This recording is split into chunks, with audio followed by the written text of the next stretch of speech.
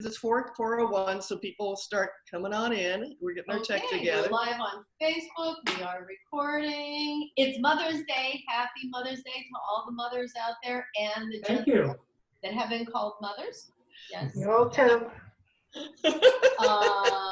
We are, so Facebook records. So it will stay on Facebook, even though it's live now, you can view it later. After it's all done, this saves, we're recording it locally, and we will upload it to YouTube. So there's my disclaimer. Yeah. So, comb your hair pretty and shine to the world. Yeah. And say all the Sethy things that everyone needs to hear. Yeah. Around the world. It's a beautiful day here in Elmira, New York. Now it's getting a little cloudy, but it's still a beautiful day.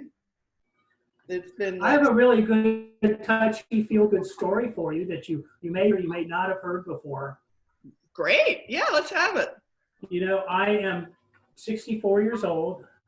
I was adopted at birth, and last year I found my biological mother.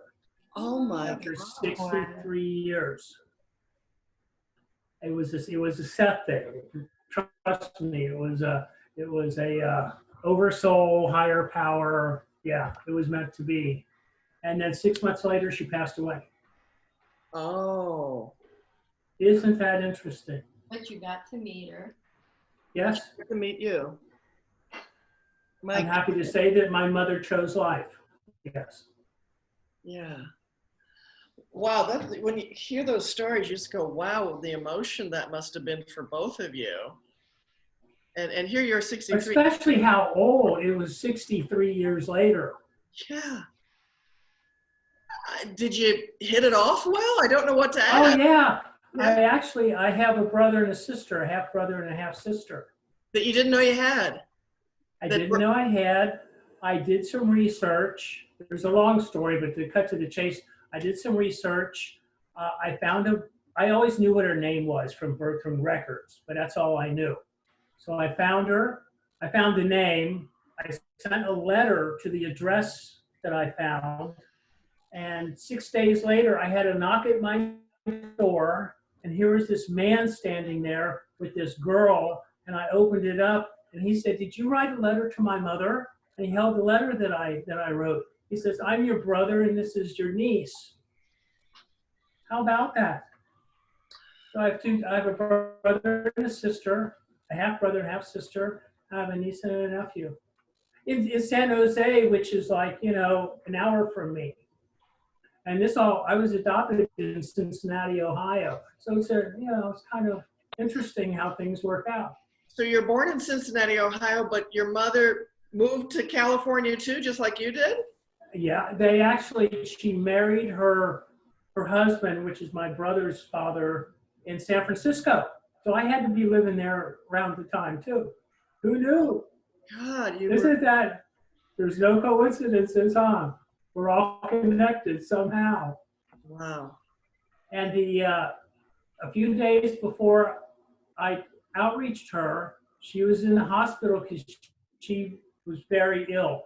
And I guess she was next to death, and she said, "I can't go because Jimmy's going to be coming." And Jimmy was the name that she gave to me. She'd never met me. She actually said before you contacted her, "Jimmy's going to be contacting me"? He's going to be coming. She's got to be there. I guess she didn't want to die at the time. I don't know but she was in the hospital. Yeah, no, they were reviving her. And that's what she told my brother. It was interesting. Oh my God, that she had like this intuition. She wanted to live long. I think it was both ways. Yeah. That there was a connection, that she wanted to live long enough to meet you. And she knew I was coming. Wow, this gets so Sethy. Oh my God. My sister gave up a child when she was a teenager, and I'd love to find him, but I don't think it's my place.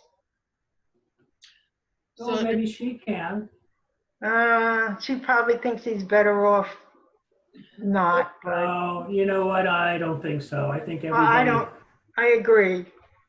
I don't think, especially my age. My mom was my my biological mother was happy to see me, and one of the happiest things I could remember her saying was that I came to her all grown up. It's a nice story. Yeah. So And now Ancestry DNA has a special going on. Since she didn't really know my biological father. They went out for a little while, they lost touch, and 2 months later she found herself pregnant. So I'm going to see through Ancestry DNA because they can match siblings and stuff now. If they're in the database, I'm just going to put mine on out there and see what happens. My sister put hers on there, but she doesn't tell me much about it. We So have the story, yeah, we the have story different continues. fathers, so I don't know why, but she doesn't. Hmm. But maybe if it's meant to be, it'll be.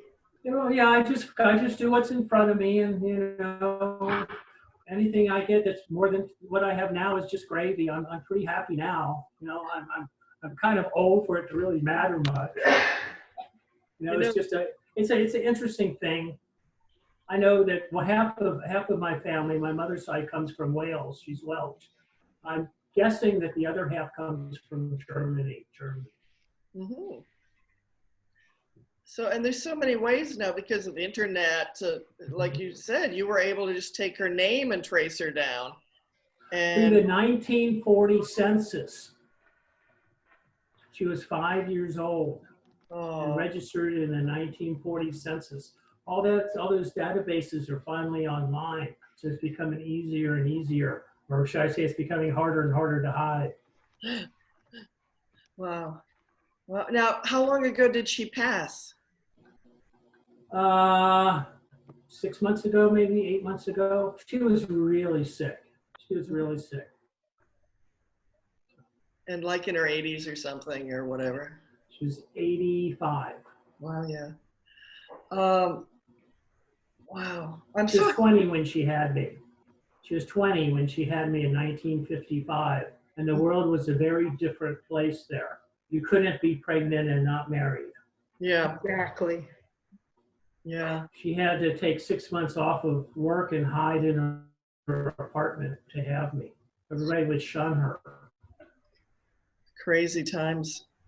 But I guess for the time she did what was the thing you did, and then you found your way to, I guess, a good home, and you're the son anyone would be proud to meet. I've got 2 mothers and 2 fathers. How about that? And now a couple brothers and a couple of nieces and nephews. Yeah, I'm actually closer to my half brother now than I am to my stepbrother that I grew up with. Really? So you guys have had like a year to get to know each other. Yeah, and my sister-in-law, she and I are like BFFs now. Oh, That's nice. I'm so happy for you and for them. Well, on Facebook, Heather says, you look amazingly young and you should market that secret. And she's talking to you, Jeff. Oh, I thought okay. me. I would like to say it comes from clean living, but I'd be lying.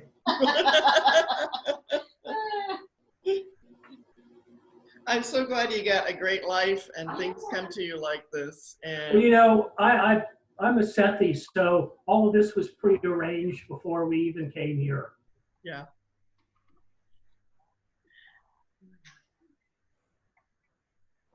Well, let's see. It's Mother's Day. It is. So we figured it would be a smaller group. But we have a lot on Facebook though. So let's see, on Facebook we have Penny and Kathy, Caroline, I have a Coda, R.A. Brown, I don't know if I said that right. Heather, that goes by Keeping Heather Lightly. Oh, okay. Gail Kirk, Gabriel's on, he gave us big hugs. Francesca, and Gordon Patterson. That's about it right now. So we've got a big group on Facebook, and I did put the link over there if anybody wants to join us on Zoom. We're here. We're here. And if you just want to watch us, then that puts the responsibility of us to sound intellectually astute and like Sethi Deluxe right here. So we can do that. But often, as it happens, people hop in a little later on, and so we'll wait for that. But Yeah, I can only stay about an hour. okay. So we'll let you do the tap dancing for the next hour then. So this is it. I forgot my hat and cane. We can imagine it. And while we're on it, let's start with this. Introducing to all of you in a timeless universe. Jeff here is the man who created a love child called Seth Directory. So if you haven't already signed up for it, please do. And that's at www.sethdirectory.com. Jeff, why don't you tell our best friends through Zoom what it's all about and what this dream of yours is that's manifesting here? Well, Seth Directory is more than just a directory. It's also an online community for the people who follow Seth. I've been following Seth actively and active in the Seth community since the 80s. I'm lucky that I was in the San Francisco Bay Area, so there were a lot of us to relate to and talk to.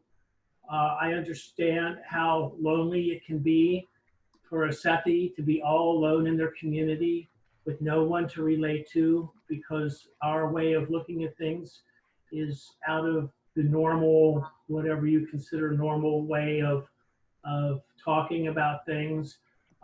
And I remember how happy I was when I met other Sethis. You were one of the first Sethis I met, Oshara. So I wanted to put a directory online because one of the directories I was active in before went dark a few years ago, and I thought it was very much needed in the Seth community. And while I was doing it, I thought, you know what? We should have a community area also, so other Sethis can get to know each other, and so they don't feel all alone, and they can share the philosophies of Seth and talk about the good things and the bad things and how to integrate it with life and just hang out and be with other Sethis. So that's what I did. And it's SethDirectory.com. It's a Seth Directory, an online community. It's free. It's open to everybody. It is a Seth-focused website. So the things we talk about there are focused on the Seth teachings, Seth and Jane and Rob. And right now, I have been putting up little by little the nature of mass events, which is kind of appropriate for where we are in this time frame of life. And as you know, Tim Harthart reads all of the Seth books on YouTube. He does a terrific job. So his name is Tim Hart. If you do a YouTube search for Tim Hart Seth, it'll pop right up. And in the playlist, you'll have all the books from beginning to end. So I have begun to post the nature of mass events, little by little. You can follow along in your book. You don't have to feel like you're alone anymore at home reading alone. You can read along with Tim, or you can just sit along and listen. And that's what I've been doing lately. We have about 100 members now. I guess they're all getting comfortable because there's not a whole lot of talking going on, but we're hoping that changes soon. So if you're on the Seth Directory community, start some conversations, because there's a lot of Sethis out there who are very new to it all, don't know where to start, might feel uncomfortable with starting their own threads or own discussions. So hop on in there and see how it goes. And there's so much going on there too. You can promote what you call Seth-based, Seth-focused business, or you can start a Seth group. There's so much potential in there. You have all these different categories that Seth readers can utilize. And I love the aspect you're talking about, the kind of the conversation area. It can kind of be compared to Facebook. It looks different, but it's like kind of Facebook-ish. You can post your pictures, post videos, post memes, quotes, and just write back and forth with people. So yeah, I modeled it after Facebook. People are familiar with Facebook. So if you use Facebook you'll fit right in. You'll know where everything is, what everything does right off the bat. And I would like to say our online directory, if you have a Seth-based business, get listed in our online directory. If you have Seth websites, if you have art groups, painting groups, music groups, whatever, get listed in our directory. They're also search engine friendly, so the search engines will pick it up. And as you know, the more you're seen out there on the web, the higher your search engine results go. So for those new Seth websites that are looking for a little exposure, the more links you have out there, the better. So come on over and do it. And as you say, it's about 100 people who are members now. Membership is free. Also, though, you only started it like a few weeks ago? Maybe 2 weeks ago. Yeah, because I was just thinking it 2, 3, whatever it was. It's just like, it's taking off like a shot, really. Mm-hmm.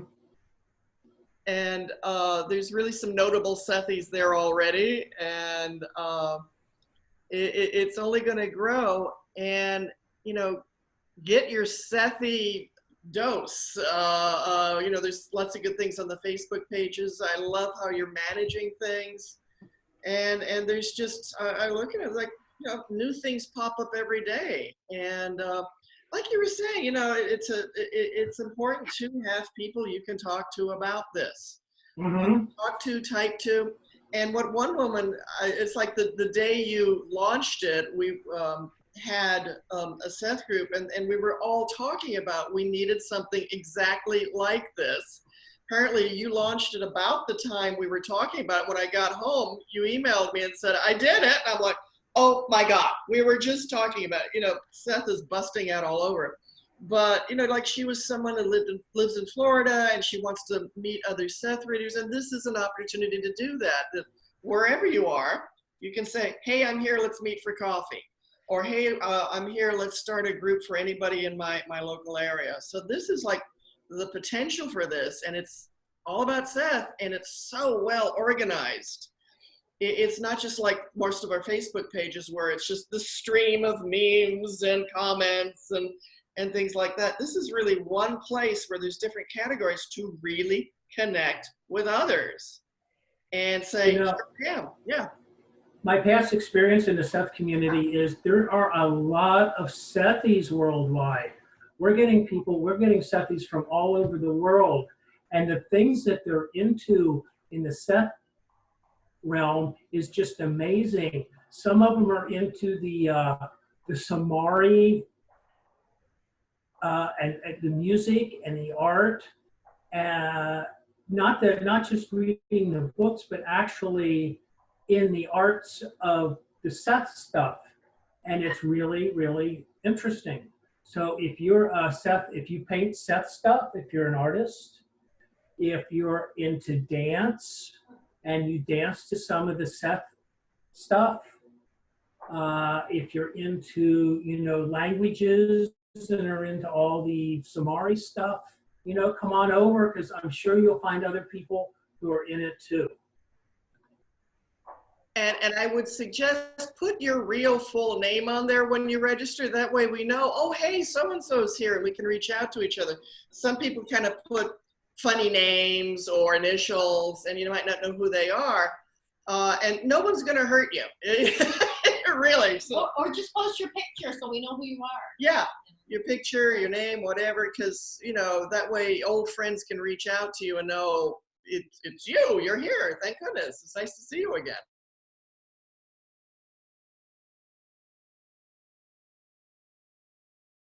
Oh, none of your personal information, including your email address, is visible to other members.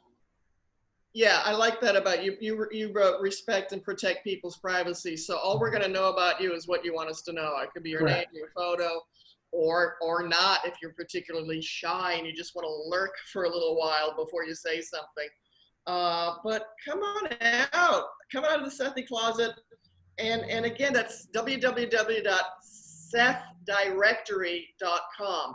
And the title, what you call it, is a Seth directory and online community. Yes. And I just feel like this is what we've kind of been waiting for globally, to really come together and really start some networking in a big, big way. So Thank you, Jeff Kiefer. That's Thank you. Kiefer. And you're usually kind of the shy guy behind the scenes, but I'm so glad you're getting this out there, and you're not shy about getting yourself out there too. You know, I'm actually into coding and computer stuff, and I have done a lot of stuff behind the scenes in the Seth community over the years. You've probably all seen my work, but you just don't know it, and we like to keep it that way. I get it. I get it. I'm doing work for Seth and the community, not for myself. Yeah. Now, Audrey and Regina are both on, I'm pretty sure. Well, yeah, and I wanted to, well, we already welcomed Audrey. Hi again, Audrey. Yep. And Hi, I saw Regina. Regina pop in. Yep. Regina, lovely to see you. Hello. And BJ's over on Facebook. Okay, and some other Yeah. of the gang is on Facebook watching too. We got a big bunch of gang members on Facebook watching us, so thank you. Regina, anything to say? Anything to report in? How you feeling? No, mostly my reports in, I put in messages, to you all. Sometimes to, most of the time to the Seth House Facebook page, sometimes to Ron's page. And I have to do a little more pick up on my profile on Jeff's page, but I joined all of them. The only thing I notice is that I keep getting messages from you and Ron to join the Seth House, Seth Force, in Seth International. I'm already in them.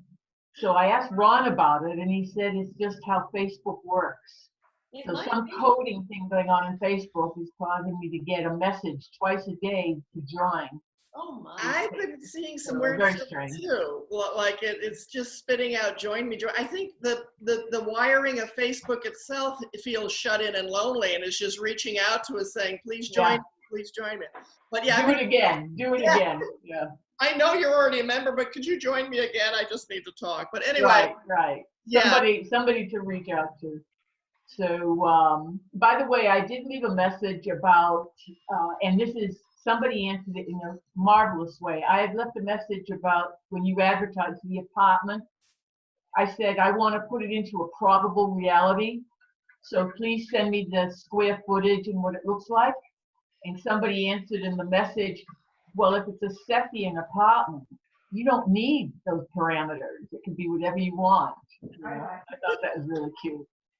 But yeah, we have some very nice conversation on our Facebook page, and again, putting it out there if anybody wants to find out more about that. It's a long name, Seth Discussion Group at the Seth House, and so much good conversation happens there, and we're up to over 1,600 members now, and it's just fabulous. It's just such fun to open it up every day and say, oh, what are they talking about? What is our gang's conversation now? And watching over 100 likes for certain things. Thank you, Regina, for what you posted honoring the life of Richie Kendall. That was a beautiful thing, and we kind of felt like when we read that, it's like, okay, we can't say it better. And there was a few things posted there. When Rich Kendall was one of the New York boys who came to this apartment, and he was in the saw Seth speak, and he was kind of an outspoken person, an author, promoting Seth things, and he just passed away like days before his 70th birthday. And just a big shout out to Richie. Have a great time eternally, and thank you for the contribution you made. He really was an amazing person, and I met him in '98 at the New Haven Seth conference. And somebody put us all at tables, and Rich was at mine, along with several other fantastic people. I think any table we got in the room would have been fantastic, actually. It was my very first conference, and I hadn't talked to anybody who'd read the Seth material in 16 years. And there I'm sitting next to Rich Kendall, and it was marvelous. But he described the Seth House and visiting and seeing Jane and being in the classes. And it was heavenly. It was absolutely heavenly, and showed me his notebooks and gave me a couple that he doodled on about some of those meetings, and when he'd gone to ESP class and all, and previous conferences. And I have them somewhere around here. And I just feel that he was the gentlest, most considerate person. You couldn't meet someone who had a better heart, and so unassuming, so completely unassuming. So, but his love of the material and his knowledge of it was profound, really extraordinary. He was helping Mary near the end Mary with some of Dillman, her yeah. Yale work. Mary Dillman, he was helping her with some of the Yale work, even though they were in social isolation, they could do that. And, I remember speaking to him once, and he had gone over to Germany. This is it must be 6 or 7 years ago. He had gone over to Germany to give a lecture.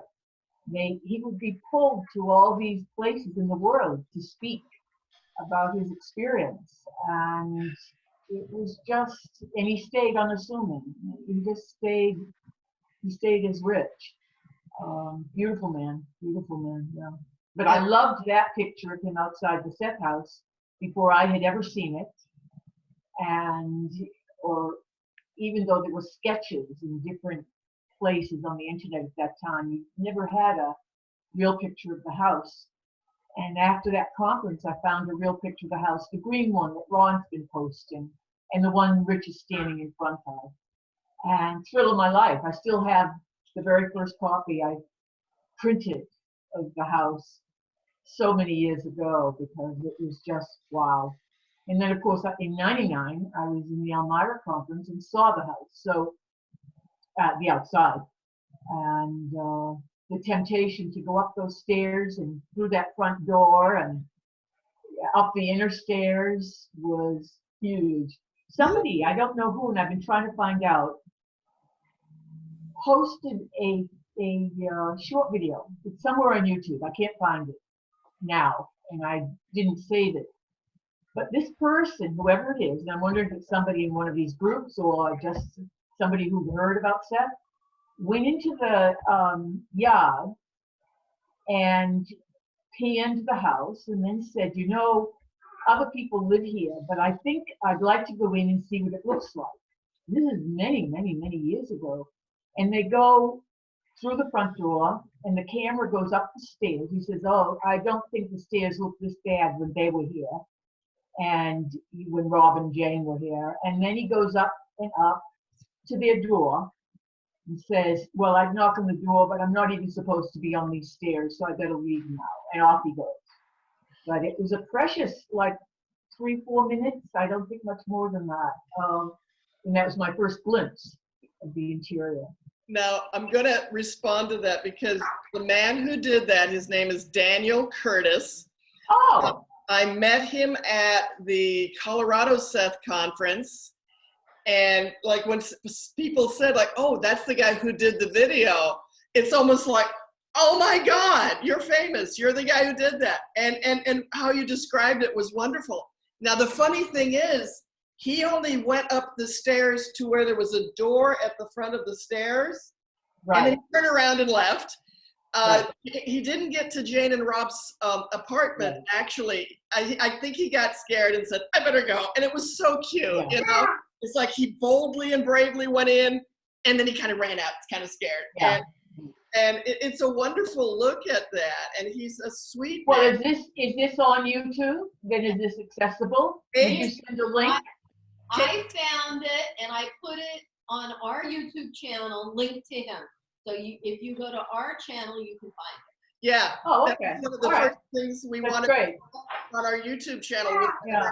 And I never forgot it, because it was my very first glimpse of knowing, oh, that's a Seth house. So it had to be before '98 that I saw this. Yeah, and it's cute. It's sweet. It's just, I'm going in. Yeah. But he just made it to the top of the stairs where there's a door at the top. And then he just turns around and rushes out, and you want to say, go, keep going. He did it for us. And then if he'd gone past the door and made a left, the apartment is on the left after that. But it was just so precious. And I kind of did the same thing when I saw the for rent sign out front. I moved into the place about 3.5 years ago, and I did the same thing. I called the number, and left a message that I saw the for rent sign, and I'm standing there, and it's like, I'm going in. And I was thinking Dan Curtis's video, and I went in, and then I found some people with a big fuzzy dog, and I said, I saw the for rent sign, and I left a message, what's it like here? And they were really nice, and then I ran out. Yeah. But you can find that video. Precious. I will. I'll look it up as soon as we're done here today. Absolutely. And in 'Cause fact, I looked all over. Usually I can find stuff I want on YouTube, and I never came across it again. So Yeah, I thought, well, and I'm glad I mentioned it because you've already got it on file. yeah, because we when we started, like, okay, we're going to have a YouTube channel. What do we want on it? That was the top 5 things we wanted on there. And for other people, so you know, you can find it. Our YouTube channel is called The Seth House. We had a long meeting trying to figure out what to call our YouTube channel. Do you have a link to this guy? Is he still around? He's a beautiful man. He's still around. He's on our email list. He has sent us nice responses and encouragement. He's a great guy, Daniel Curtis. And like I said, we have that video on there and a few other significant videos of True Seth history. Tim Hart videos. Yeah, we have a link there for to Tim him. Hart Yeah. and the interview that was done here of Jane Robb and Seth And the interview of the interviewer. Now that interview I saw and watched, I don't know how many times. That is just an extraordinary interview. And I remember in the 2000 conference, everybody joined up at one person's house, all from different parts of the country, came up to the conference, and we all stayed at this person's house. They actually put up 10 of us. And they played that video for all of us. That was also, you know, just extraordinary to me. That was the first time I saw that video. That was 2000. And to see Jane, I have a tape of, if you can imagine, I speak of an audio tape.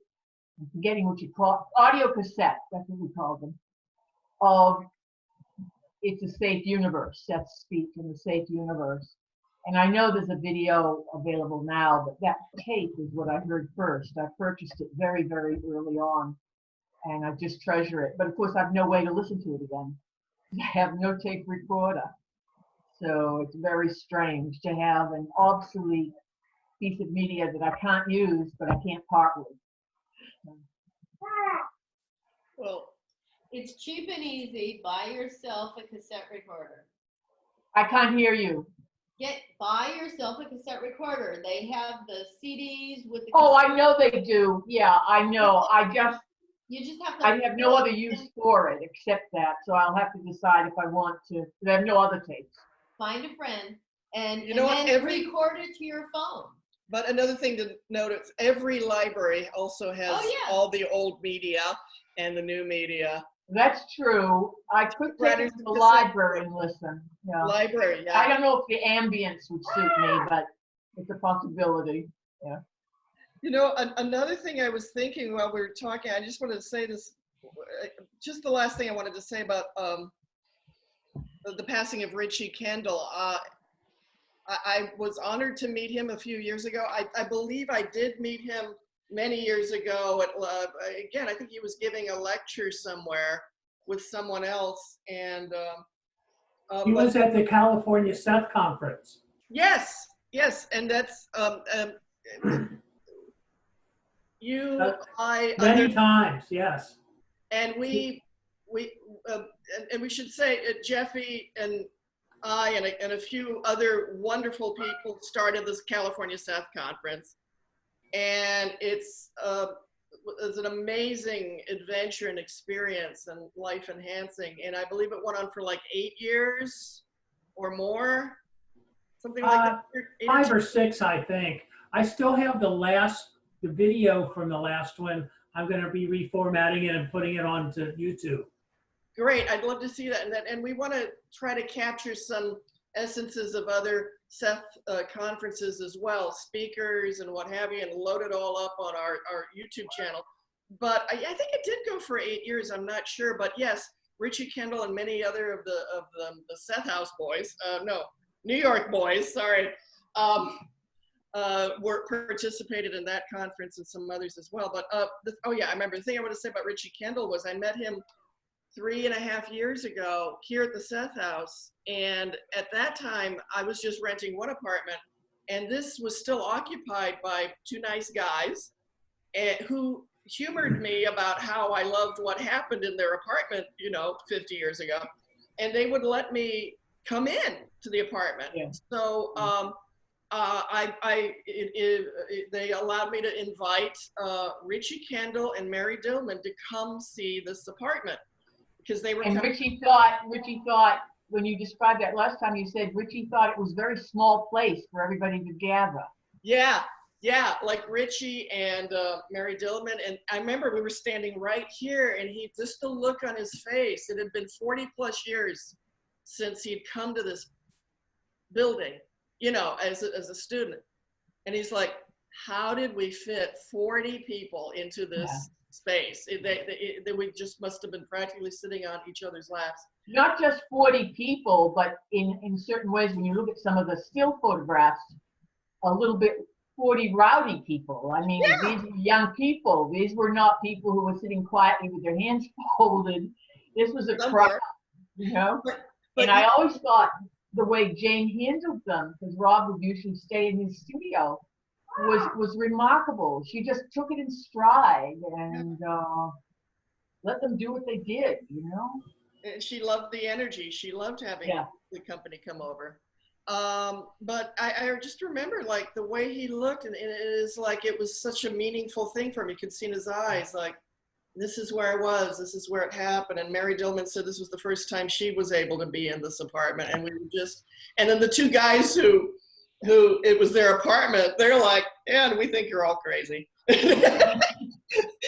the energy was still there. I mean, their energy, Rich's energy, was still in the walls, Oh my God, everybody who ever came, it's the timeless feeling, like you said, the walls right here, just what these walls have seen, and the energy of Seth, and the good people who came here and had their lives changed so beautifully. I met in 99, I think it was, I met Sue Watkins. She had her book just come out then? I think so, or if not, I had brought one for her to sign. And she talked about different things at that point, and I thought, and also about the flood, what had happened to her, because she got wiped out with the flood. Oh. And it was just amazing to me that I was walking around talking to people who would talk to Jane. What do they say?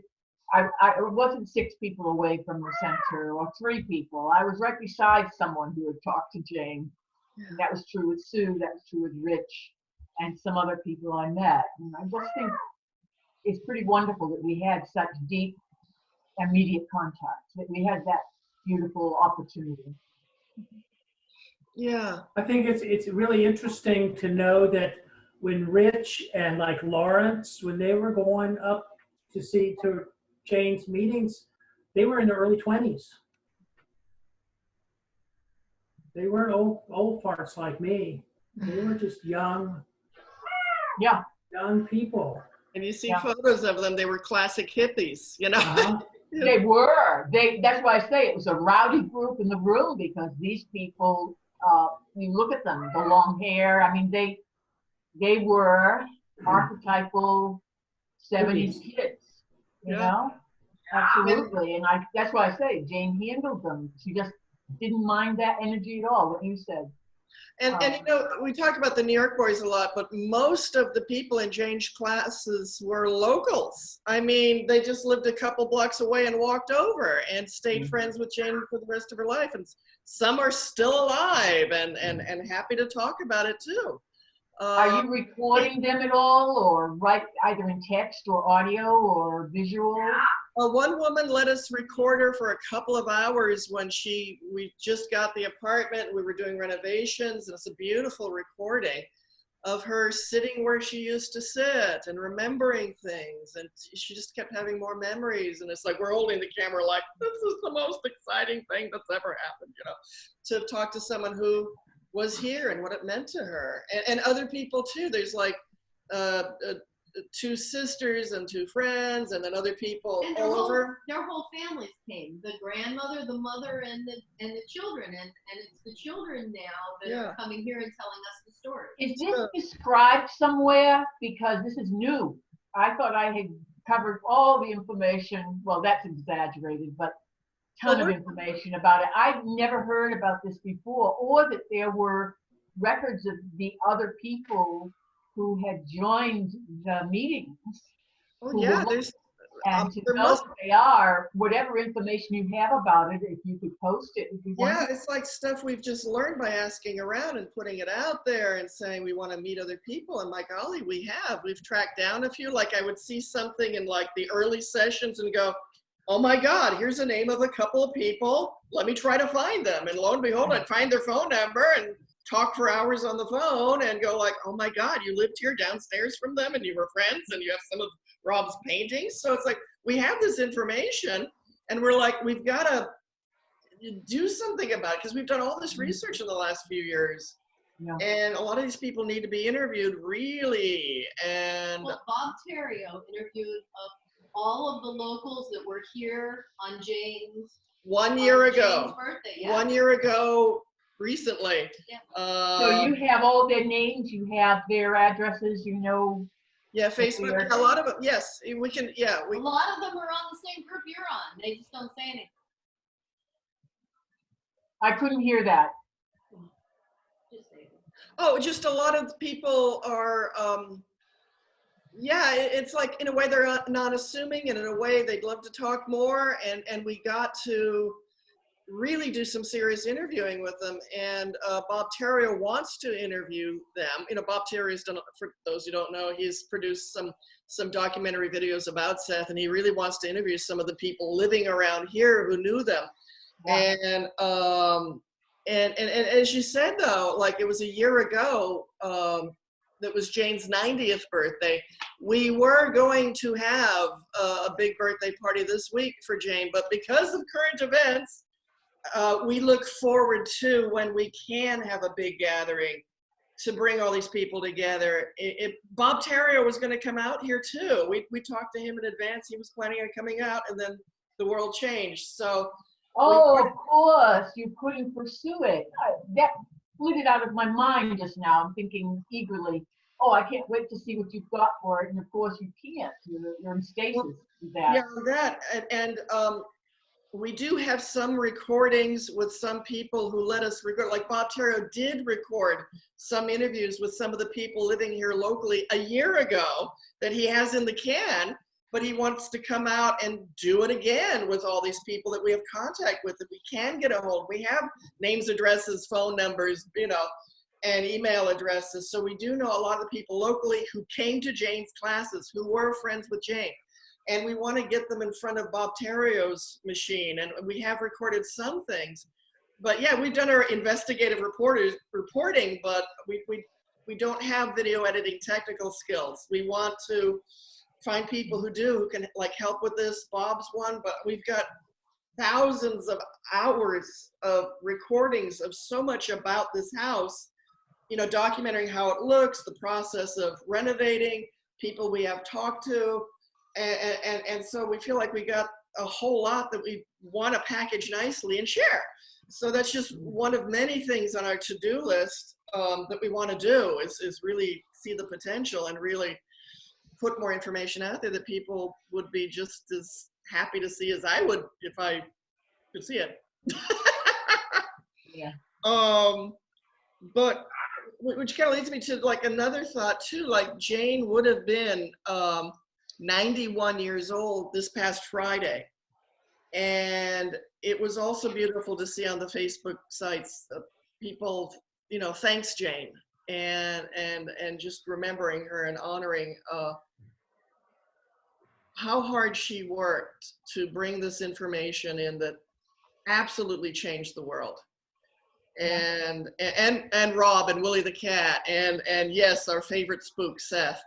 But I wish we could have had that gathering that we wanted. We wanted it to be multi-day and everything.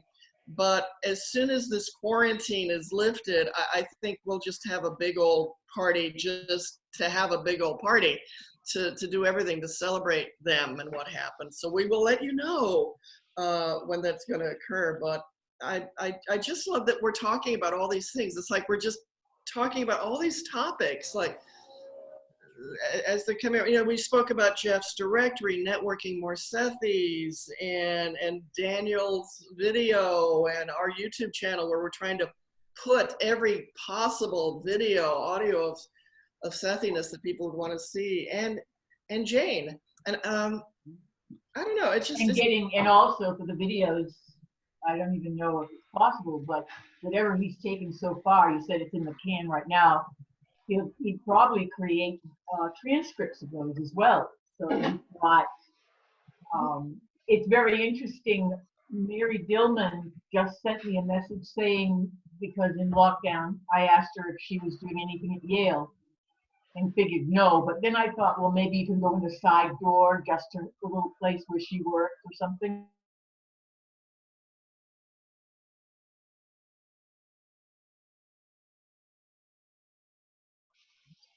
Listening to the videos again to create and modify the transcripts, because the transcripts were done quickly and some things were not in it, which was one of the things Rich was helping her do. So they were re-listening to the videos they had, whatever the ones are that I assume copies, because Yale doesn't take anything that isn't a copy, or I'm not sure where she got the videos from, but whatever she has, she and Rich were revising the transcripts for them, because there were sections of them that hadn't gone into the written version. So, and she described that work, much as you just did. You know, it's just all these videos have to be gone through. Or audios, yeah, audio tapes they had, yeah. Yeah, yeah, audio tape, sorry. Okay. Wouldn't it be wonderful if all of it was video? Oh, Lord. Yeah, sorry, yeah, audio tape. But the audio tape transcripts are not, they were vetting them, they were checking them, they were comparing them, and she said she's very busy. There's a huge amount of work to do for this. As you describe what you're doing, when you say you and Kate have thousands of hours of. I think I should say hundreds of hours, way high. Well, even hundreds. That just strikes me as daunting. I had to transcribe one video for somebody I know for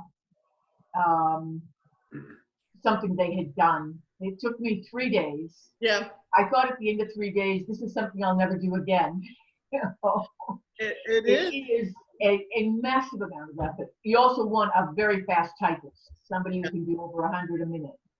And it's like, you will never run out of things to do once you start going down the Seth recording and reading rabbit hole. I mean, 20 years of Seth talking, Rob writing and typing, and all these other people, though. This touched so many real lives in real life. Can you post anything by the locals that you've received or found? Not necessarily, obviously, the video at this point, but any text? Or just anything at all that would be fascinating to see it. We're thinking now. We're starting to. I know. By the way, Kate is over there and I'm over here, so we're right across from each other. So if you see me lean forward and whisper, it's because Kate and I are having a conference. So, Bonnie. I would like to jump in and give a shout out to Mary Dillman. She's one of the unsung heroes that pretty much stays in the background that a lot of people don't see, and she is just tireless in her work, because she does. Yeah. She is terrific. Thank you, Mary. Hi, Mary. her story is so interesting too. I met her in 99, I believe it was. And I met her and her sister because they came to visit me where I lived at the time after the conference.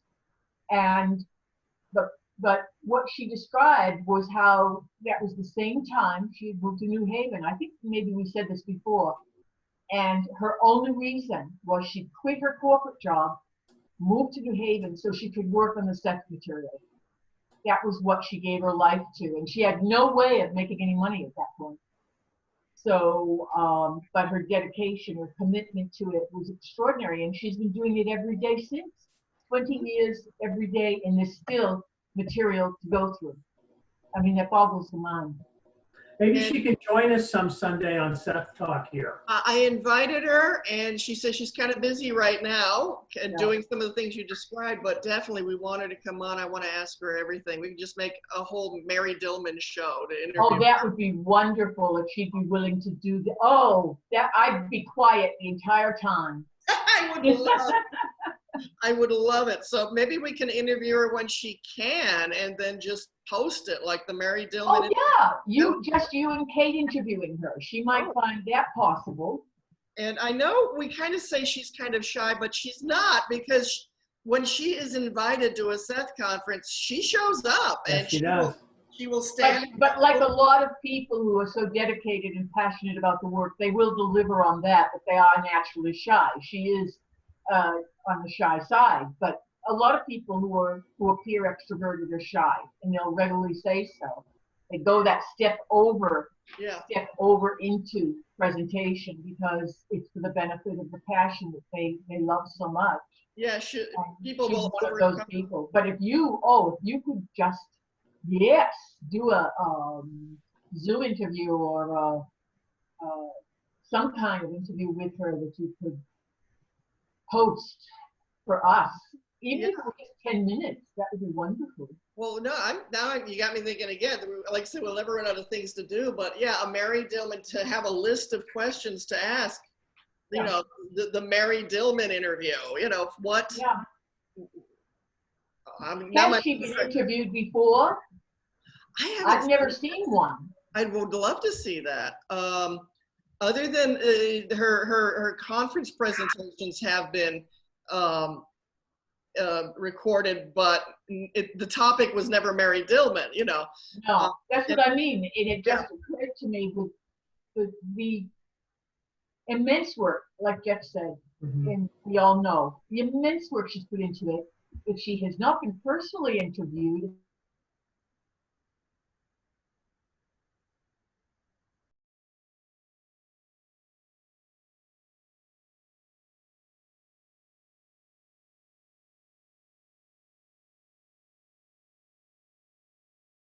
the word out. So she has been doing so much to be a trailblazer for promoting Seth, as well as researching important background stuff. Everything. Yeah.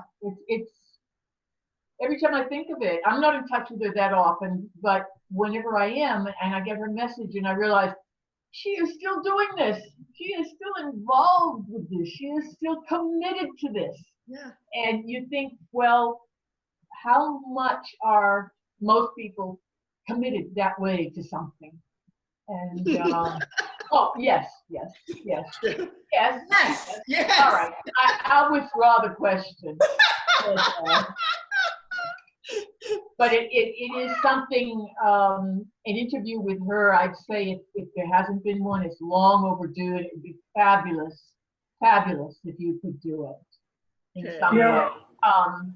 Maybe Jeff also joining in, you, Kate. Okay, yeah, I think that, you know, maybe do some interviews from the Seth house, and it could be a one-on-one, you know, you could do a whole library of interviews with the up-and-coming Seth people of the past.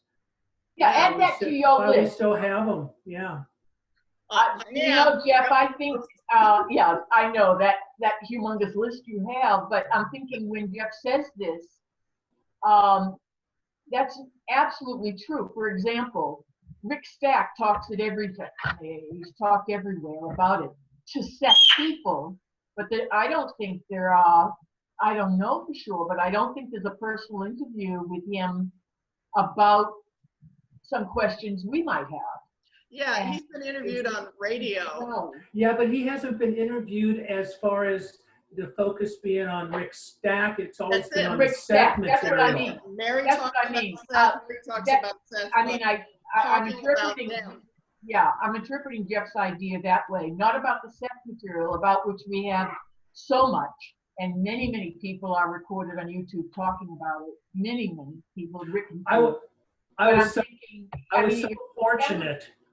I was so fortunate to be part of the San Francisco Seth community, which had several of the original New York boys from Jane's groups, and the backstories that they would tell are just amazing of how they got there, their rides up there, and what really would be going on while Jane was doing it. I think it would be a great thing for you to interview. I think that sounds extremely important too, because after all, age is a factor. How long are some of these people going to be around? And their personal stories, when they have contributed already so much to the Seth development, material and propagation and expansion by giving it their knowledge and exploring the knowledge and creating conferences and all the things they've done, and that you two are doing as well, you and Kate and Jeff. I could interview the three of you when you're done with the others. And seriously, it's the backstory. Jeff's just used the word that I'm most keen on when you began speaking about this, the backstory to Mary Dillman. Where did this come from? How did this happen? We have a lot of the backstory of Rich because he wrote the 2 books, but we don't have it about Mary. We don't have it about Rick Stack. We really ought to have, not ought to, but it would be wonderful to have the backstory of others who have given so much of their life, really, to exploring the Seth material. And we don't have the backstory. And you also get the backstory of Jane and Rob. Yeah, and There's- Charles? Well, there is a lot of that out there, I think. Okay. Oh, about their meeting, Jane and Rob. Yeah, and the effect it had on them. Yeah. I actually Yeah, want to absolutely. follow And up. we don't have, that's why I was thinking of the locals too, Sarah. The idea that I'm going to mute myself in a second because I think the parrot's getting tired. But those locals would have memories of Jane and Rob. Yes. Their stuff would be a kind of backstory as well. I mean, a whole YouTube channel, the backstory of the Seth material, would Absolutely. involve people like Mary and Rick Stack and these local people and yourselves. I think it'd be fabulous. Yeah, we really got to hurry up and interview some of these people because they're in their 60s, 70s, 80s, 90s. Exactly. And you don't know, I mean, we never know when our time comes. If we have a record of these things, that would be simply marvelous, marvelous. I'm going mute now. Okay, and I want to respond to some things you said, and something you said, Jeff. You're right. When we had the California Seth conference, well, that came out of the California Seth community, the Bay Area Seth community. And lo and behold, they're out there in California. There were some of these key people who moved from the East Coast to the West Coast, and that included Lawrence Davidson, who was in Jane's group, and he passed just a few years ago, right? 4 years now, is it? What is it? I'm not sure. It's been a few years ago. Yeah, but then there's also Richard Wollensky, who also, I think Richard Wollensky was the handsomest man in Jane's group. When you see those photos, you go, who's the stud? He was gorgeous, but he's very, very philosophic about that experience. And he posts on Facebook sometimes, and he's very thoughtful. He has a radio show weekly that's very literary. He interviews, amazing authors, and he's been doing this for decades too. He's a brilliant man, a brilliant writer, a brilliant interviewer. And he's someone who we need to turn the tables on and just interview him. And he's alive. Let's grab him. That's Richard Wollensky. Who else would we put on our wish list, Jeff? Actually, the list gets longer as we remember.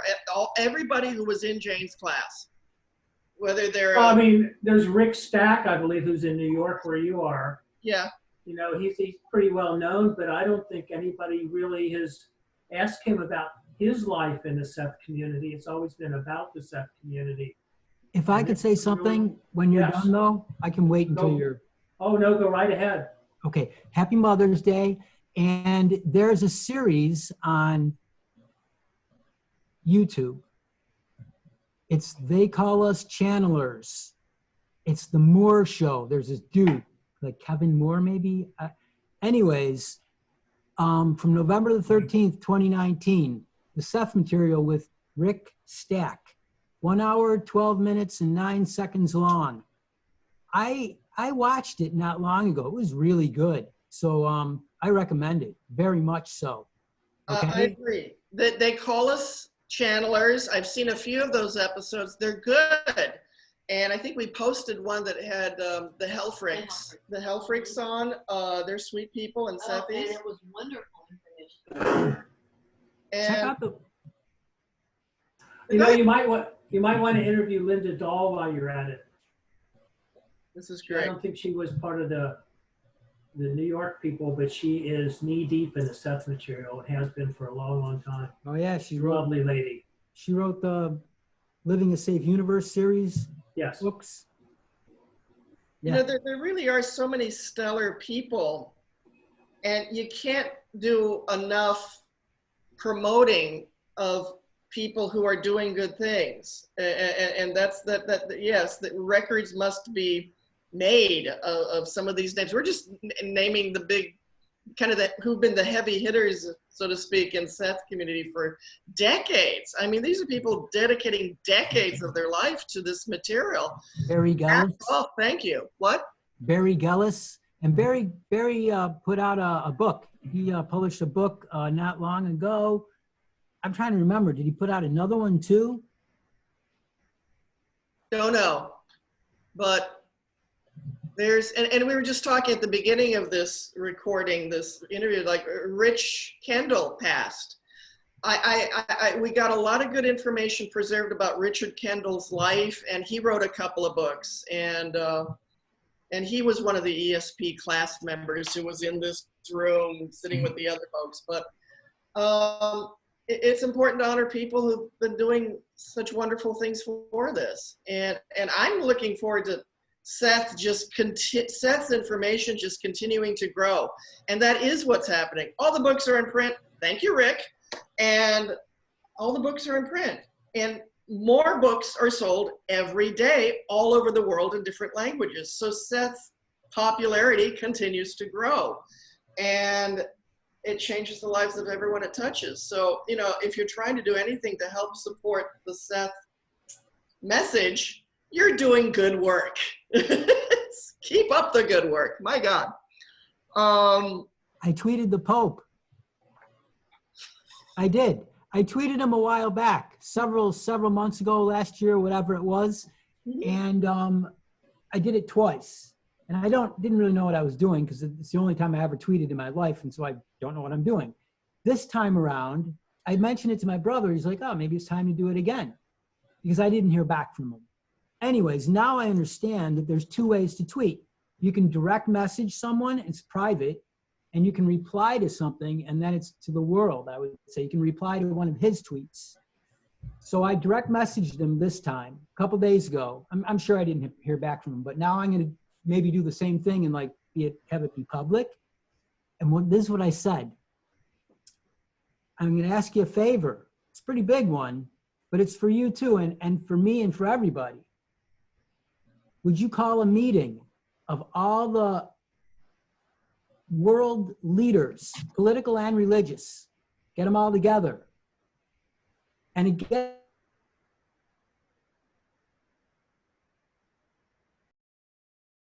problems that way anymore? It sounds impossible, I know, but how about baby steps? If we can get enough people to agree.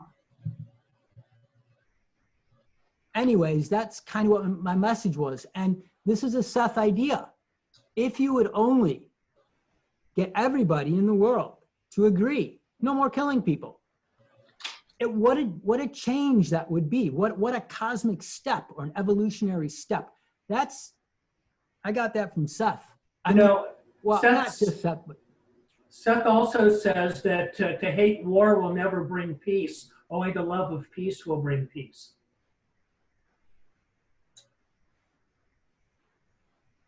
That was one of the first really powerful truths that I got that was not philosophical. It was a simple statement of fact that applied to the real world, you know. There may have been something that I read before that, because that was fairly early on in Seth Speaks when he said that, was it not? But that one really hit me like a freight train, because prior to that, there was lots of really good stuff, but it was all kind of abstract, philosophical. But that one was, I think he also said it at about the same point, when you'll have peace when no young man will draw a gun on another. Hey, you know what, Ned? I thought of this. I thought of this for an idea. What if everybody in the entire world became a conscientious objector? That would certainly get the job done. It's not a. But Charlie, do you have any comprehension of what would be required for that to happen? People do not get into war because they look forward to war. They get into war because they're scared to death of something, and it drives them to attack or defend. And until they stop being afraid, none of this can happen. When you get all your world leaders all in the same room with the Pope, let me know and I'll give them all a copy of Seth Speaks. Yeah, and then pry their eyelids open and lock them in the room. You don't get food or water until you finish reading it. Hey, you know, I mean, there was a guy named Dana Perry. Anybody ever heard of him? He died back in the mid-90s. He called himself a citizen diplomat, but he used to do almost exactly that. He didn't do it with Seth Speaks, or Seth for that matter, but he did it with the same ideas. And he went to the most troubled places on earth. I remember specifically he wrote one book in which he talked about a trip to Belfast, Northern Ireland, before they made their peace. And he got Protestants and Catholics that had been at each other's throats for decades and decades and decades. And he put them into a room for 3 days. And the only rule was no violence. And he had an agenda that he went through with them. And damned if after 3 days they didn't come out a lot closer than they ever thought they'd be. I remember one, he's talked about another one where he was in Pakistan. I think it was Hindus and Muslims, you know, the Kashmir area. And he had to modify his rule. Okay, no verbal violence is okay, no physical violence, okay, because they couldn't get past the verbal. Anyway, and at the end of the 3 days, he described a scene that just brings tears to my eyes even now. These two old men, a Muslim and the Hindu, sobbing in each other's arms because they finally made connection because of all of the loved ones that they had died. And they found that common ground and cried and cried and cried in each other's arms. So it can happen. And it can't, and he picked these people almost at random. I mean, you know, quasi-random anyway. He didn't go out and look for specific people that he thought that would work with. So he, you know, he knew something. He knew how to make this work. And it wouldn't hurt us to go back and steal a few pages out of his playbook. The world leaders who start the wars, their sons and daughters should be the first ones to go. Oh, that's a good rule. You know, what I love too about this experiment on Earth, this experience of all these souls coming together, is how people do shine so brilliantly. We're in the troubled times, people, like you said, one person who's trying to be a peacemaker. There are so many troubadours of peace in the world that rise up, and this gives them an opportunity to shine and to state truths that we're still trying to catch up with, you know, as a collective. But most of all too, how can we not? Seth gave 20 years of recipes for changing everything, for creating peace. Like we're quoting Seth about that simple solution: just don't go, just don't support it, just don't do part of it. And there's so many complications though, but what he said, everything he said in those books was about changing the very nature of who we are, so that we all become something that co-creates peace. That You know, it's not so much co-creates who we actually are. I think it's a combination of what we do, and that is determined by what we think. So I think that the massive change needs to happen at the level of what we think, what we believe. Yeah. Because I think every living human on earth is a person who could embrace this peace, but their thoughts prevent them. And Well, you know, I posted something just today on the Seth House Facebook page about Seth's quote about the practical idealist, and it addressed this exact theme. And it's pursued me for decades, that when you say that he is has changed the world in 20 years of the transcripts we've gotten through the Seth sessions, the practical idealist is someone whose frequency rises to such a degree that they are able to put into action the ideals that they possess. And he speaks on that same session about what happens when you have ideals, but you do not choose to live them, to actively live them. Then they deteriorate. He doesn't use that word, but he uses several words indicating that they degrade, almost like an atrophy, into something that can become fanaticism, regression, aggression, violence, extremism, because the ideal is not met. But he speaks about the fact the ideal is not met because the persons instituting it are not practical idealists. They're not living the ideal. They're spouting the ideal, even to themselves. And then what he goes on to say, I don't know if it's in that same session, that if you live as a practical idealist, you move into a new paradigm. You don't stay in this one. If we stay in this paradigm, we have two elements that will be constant. They'll never leave. If we stay in this paradigm, meaning this frequency, fear and anger. Those two things are going to stay. And no matter what you're afraid of, and no matter what you're angry at, those two attitudes and behavior patterns do not belong to a practical idealist. So Seth speaks so directly to the issue of how can we change the world? We can't change it if we stay in this paradigm. We can only change it if we move into a higher frequency where we agree on certain things. Well, he also says what might contradict theories of getting us all together at once. He says it doesn't take many people in that frequency to lift the frequency of the earth. It doesn't take many people to change the world. It takes those who accept themselves in that frequency as a way of life, because the influence ripples out, in some cases, astronomical rate, exponential rate. So I think that that's true, that it's not hopeless. I feel that hopefulness every day, that we are on the cusp of being able to see that we can be and live as practical idealists no matter what's going on around us. And because of that, we enter a new paradigm, and we offer that as an example, not by preaching or talking even, but by how we live to others. And that vibration, that energy goes out into the world, that send out that vibration because it ripples afterwards of its own accord. And I just think that's the most powerful message Seth's given. I have a Sethy question. Regina, I want to say that was so beautiful, so beautifully stated, and I was feeling every word. Thank you.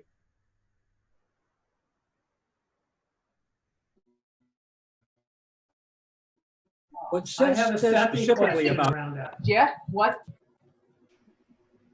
I have a Sethy question about Yeah. Will we still be able to see each other? Ah, Oh, yeah. wow. What does that If look possible, like? we won't. But if we do the work, if we do that, he doesn't use the word work. I forget what word he uses, but if we follow that path, that's my word. then it doesn't matter if they see us or we see them. It matters that that momentum has begun. And once begun, it's there forever. We never go back. I'm sure it's begun. Yeah. Well, and the beauty is we can all be part of that. Think Yeah. of the opportunity. We as individuals, or what we think of as individuals, raising our frequency to consciously align with higher frequencies of being. And Yes. that's what's going to change everything. Yes, and just making the decision to do that already, he says this somewhere. I shouldn't, without giving a direct quote, say this, but he does say this somewhere. Just the thought of doing it with the intention of doing it puts it into action. But the intention is vital. Otherwise, we reverse and regress into words. Just intending to raise our frequencies for the benefit of the collective. Yes, makes it start to happen, and we don't go back to what was before. We can raise it and raise it and raise it, or we can raise it and stop there, but whatever we do goes out into the world at large. And the earth benefits because we are giving that to life. Wow. Frequency activists, activism. Frequency activists, yeah, I like that. I like that. So we really don't die, we just kind of vibrate on out of here. Exactly. And that's probably exactly right. Can you hear me? Can you hear me? Hiya, Ron, welcome. Hi, Ron. Hi, Ron. Can you hear me? Yeah. Yeah. Oh, okay. Okay. Hi. You're in your setting, your rocker, your paintings, your books, your everything. In your element. In your element. That was the word I was trying to think of, not setting, element. I brought a whole lot of goodies. Well, why don't you tell us all about them? Really quick, I want to say something really quick that I remembered I wanted to mention, and then I want to show and tell and enjoy what Ron is going to be sharing with us. I'm so glad you're here, Ron. And closer. Regina, you know this too. You commented something we posted on our website. Hello again, Audrey, Kara, Ron Curd. Yep, the gang's all here. We posted something recently on our Facebook page and a few other pages, and you responded to it. But the thing is, we put the word out: help wanted at the Seth House, and we're inviting someone to come move into the Seth House, and you can be in apartment 1A just to help us do this work. So please go to our website, our Facebook pages. We want to try to find someone who wants to work with us in trade for lodgings right now. And hopefully very soon we can give you a real paycheck. So people that have some of the skills that we need as assistants and co-creators here. This is what we want, someone to live here in Elmira if you're ready to locate. So see our website, see our Facebook page. And if you start to feel these wonderful feelings about, hey, that's what I want to do next, please send us an email, tell us about yourself and what you think about all this. And we'd love to hear from you. We'd love to talk and Zoom or whatever, because it's just like Seth's thing about trying to magnetize the things to you want. And right now it's like magnetizing real Sethies who want to support our efforts here. So it's help wanted. And video editing is a plus. Yes. Yeah. Yeah. Video editing would be awesome.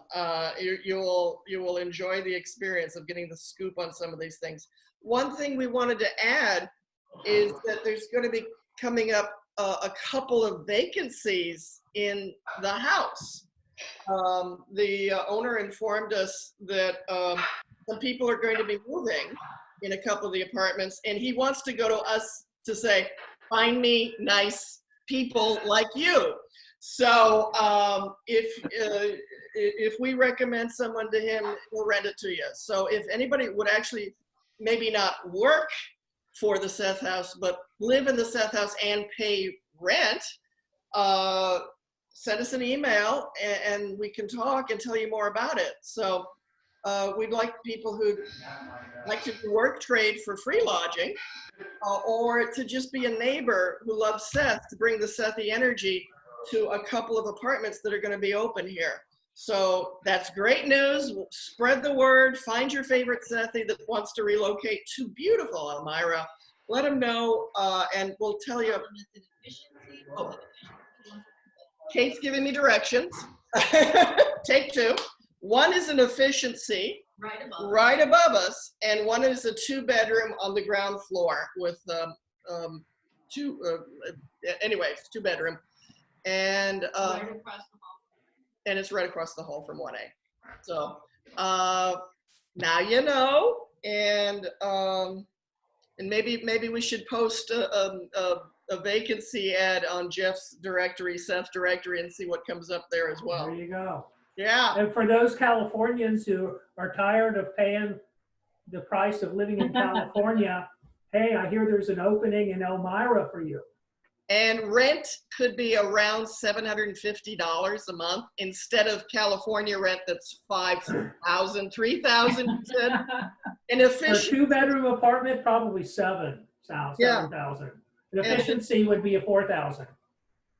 So we're talking $750, including utilities. So and the Seth House. So across from the Chemung River. Don't worry, it's behaving itself. And you'll have us for neighbors. And we'd love to really start creating the Seth community in this house. And things are good. Things are good. So I wanted to get that out there. Well, I'll probably say it again later on, just because we really want to get really good neighbors and good people here. Any other little announcements or things we need to say? I don't think so. But I would like to hear from Ron Card. He's got goodies, says Kate. My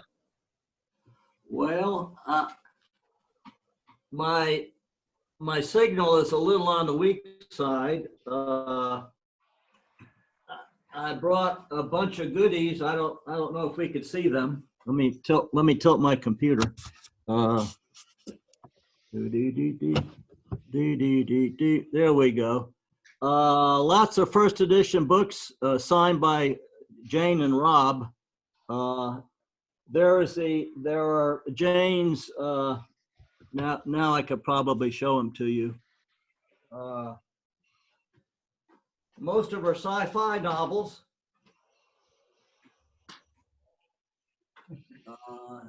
God, it's going to be hard. These are her science fiction novels. December 1956. That's the one I posted. Yeah. I posted that on the Seth House. The Red Wagon. Yeah. This is the Red Wagon. Can Ron hear us? Can you hear me? I can hear. I can hear you. Yep. Yep. This is the Bundu by Jane Roberts. The Bundu. I got these. I found these on eBay, a few dollars each. Original. This one is by Jane Roberts. The Chestnut Beads. October 57. Yeah. I don't know if you can see that. Yeah, there we go. October 57. This is venture science fiction. This is Jane Roberts and the Bundu on venture science fiction. July of 1965, a little later. This is Jane Roberts' short story, 3 Times Around, in the book called Invaded. I also, Ron, Yeah. I posted the Red Wagon and 3 Times Around on the Seth House. Oh. Posted Okay. the PDFs for both stories and Word Okay. documents. Word documents also. I And have all right. those in the document. what I was just going to say, I didn't know if everybody read that, but the editor of the Red Wagon Fantasy and Science Fiction, being just this huge, prestigious magazine, even back then, or maybe especially back then. He wrote about Jane as one of his belletristic beauties, you know. He's called her a stunning brunette, but he at least let go of the descriptive stuff. That was the Red Wagon, the other one. Oh, well, never mind. It's in the Seth House. Anybody who's interested, you can see it. And Regina also, like she said, Regina posted some of those on our Facebook page, which is the Seth discussion group at the Seth House. And I have a copy of the Rebellers here too. And I think you're going to show us the Time Magazine's Jonathan Livingston Seagull. Oh, yeah. This is Richard Bach interviewed Jane Roberts, and she didn't like it. Ron, would you show the Rebellers again? There it is. Okay. What, I can't distinguish what the art is. What is it? What the what is? I can't hear you. I can't figure what the art is, the cover. It's 1963. The Rebellers. I think I have a copy too. There it is. Not in this room. Oh, it's a robot. Okay. Yeah. Thank you. And Jane wrote that sitting right here, where I'm sitting right now, looking out these windows, and it's a futuristic story about a plague, and it takes place in Elmira. So she wrote it here, looking out these windows upon Elmira. What's the date of that one? What's the date of the Rebellers? 1963. 1963. That book. So did she write it before the Seth material? Yes, it published before the Seth material, and then she was wondering, what do I write next? And then Seth says, I have an idea. Okay, this is the Big Freeze. The Big Freeze in Dude Magazine. November of 1965, Dude Magazine. It's a Dude. It's a girly magazine. Oh, I can't show you the fold out. It's a girly magazine she wrote for Dude. Oh, it's okay, O'Shara, it's okay. The G-rated show sometimes. Yeah. But yeah, she was in many. Nice fold out. Hey, when you make it to Dude Magazine, you know you arrived. I never knew there was a Dude Magazine. I never knew. You knew. Here's our article. Here's our article right here. That's our article right here. Dude Magazine on the Big Freeze. That's the title, The Big Freeze? Yeah, The Big Freeze. I've never read that. I would love to get a copy. Really? I don't need Dude Magazine, just the story. Was it a romantic story? I only bought Playboy for the stories. I did. Literally, he only bought it for the stories. That's what it's an old joke about buying those kinds of magazines. November 1965. November. She published in 65. That was after Seth came to their life. She still needed to make money.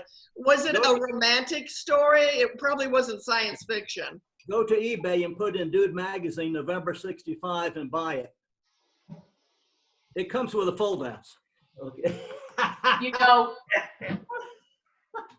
Jane also had a lot of courage, because publishing for those magazines as a female was almost unheard of. I mean, there were two women writers in sci-fi, and Jane. That was almost it. And that she got through the ranks of at a time when Arthur Clarke and Isaac Asimov and Robert Heinlein were the kingpins, and all writers, just about all writers were male. She had great courage, but she also had courage. She didn't care. She just forged her way in. But when she published The Red Wagon in the early sessions, in the personal sessions. And I didn't read many of those. But in the personal sessions, Rob describes his apology to her later on because he could not stand the fact she got her first story published, The Red Wagon. It worried him that she was successful before he was, as an artist, was successful. He was very upset by that and did not congratulate her for selling the story till quite a ways afterwards. And he confessed in the personal sessions that this was a struggle for him to see his wife succeed. And I thought, when I read that, my Lord, this woman is not only entering an all-male establishment in her writing with sci-fi, but her own husband isn't supporting her in it. And she forged ahead and wrote and sold 5 more stories to that same magazine. She was not stoppable, you know? Regina, This is. Regina, thank you for sharing that. That's important to note. Thank you. I can't see that. What does it say? This is in Jane Roberts' handwriting. It says, "To Rob, I love you more than I can say. Jane, June 4th, 1972. Oh, that's beautiful. And Show me the cover again. Yeah, the old cover, the hard cover. Regina, there's it's a soft cover. Whoops.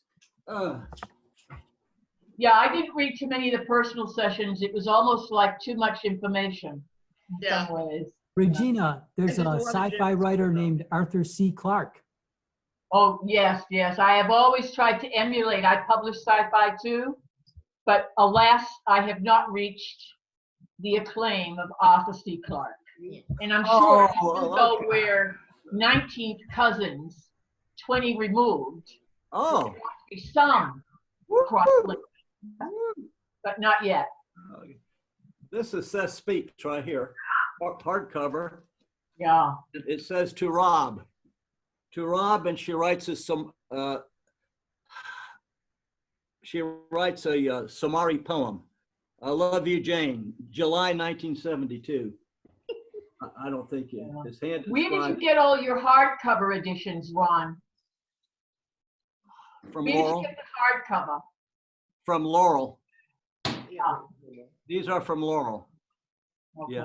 Yeah, they weren't cheap.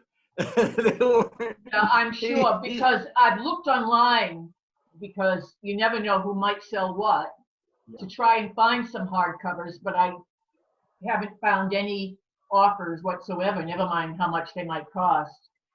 I haven't found anything. So I thought that was a bit strange not to find any hardcovers at all, but if anybody discovers a link where you can, send it. I found some hardcovers in some used bookstores at the bottom of the stacks, just by chance.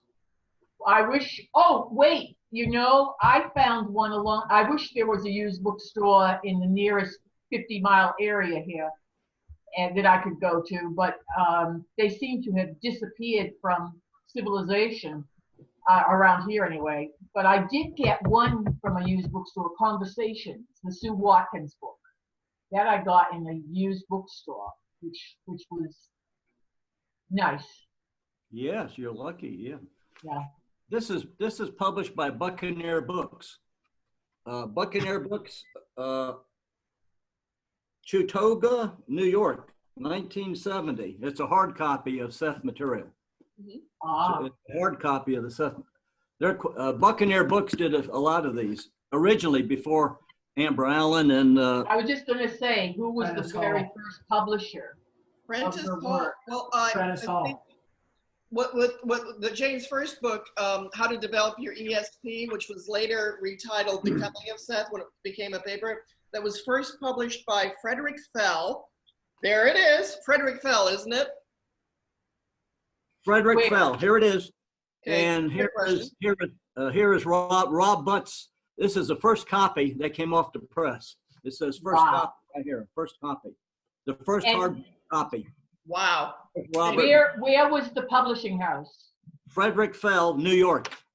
Okay. 1966. Wow. It's a hard copy. I'd like that one too. Thank you. Okay.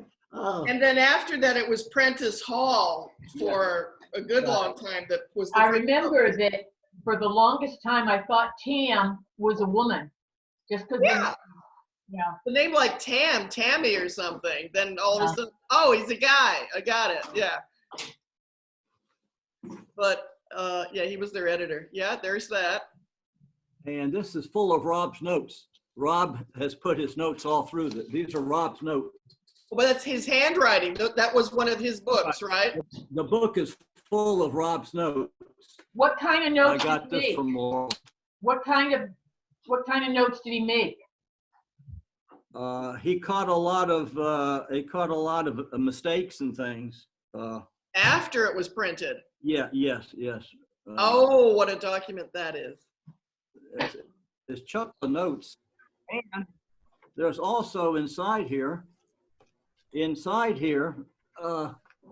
is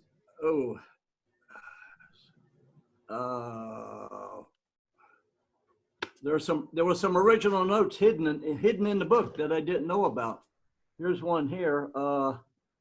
It's a postcard to Robert Butts from Susan Watkins. Ah, Susan Watkins postcard. Oh, If you can. how about that? And on the back, there's a note. There's a note that Sue wrote. It's October 25th, 1984. October 1984. a month before she To Rob, passed. yeah, to Rob. A little note, love Sue. I have that. That was hidden in the book, plus another note. So there were some Easter eggs inside these books. That's this one here. Yeah, Oh, that's wonderful. uh, Wonderful to have that. So now I've got all my Seth books out on the floor, Woo! and I'm finding all these that I didn't know. oh, there you go. There you go. There you go. Hey, it's show and tell. Everybody. Yeah, thank you, Ron. It's been so long since I've looked through these You see this? that I've forgotten. The Worldview of Paul Cézanne in Jane's handwriting, my own copy. My own copy. This is Jane's handwriting. Look at that. That's show beautiful. And Seth, it says, Oh, now that Seth Dreams and that cover, when was that printed, that cover? to The one I have was, Englewood, Prentice Hall, 1977. 1977, Prentice Hall. Okay. yeah. So I wonder when the one that I have was done, which has the picture of Jane on the back. Yeah, that one. When was that done? If Oh. Jeff's version was 77, what is that version? Oh, which one? Which The one? one that Oshara has. This is 1986, it says. Dreams? So it was 10 years later. Yeah. This Okay. one here, The Education of Oversoul 7. It says, in Jane's handwriting, Jane Roberts' first copy, April 20th, 1973. Jane Roberts' personal inscription. This is her first copy. Of Wow. what book? What book? Education of Oversoul 7. Aw. Yeah. I have a lot of original Jane stuff. Yeah, you really do. It's a marvelous collection. I've been And then, wondering- in, oh, yeah, 19 yeah.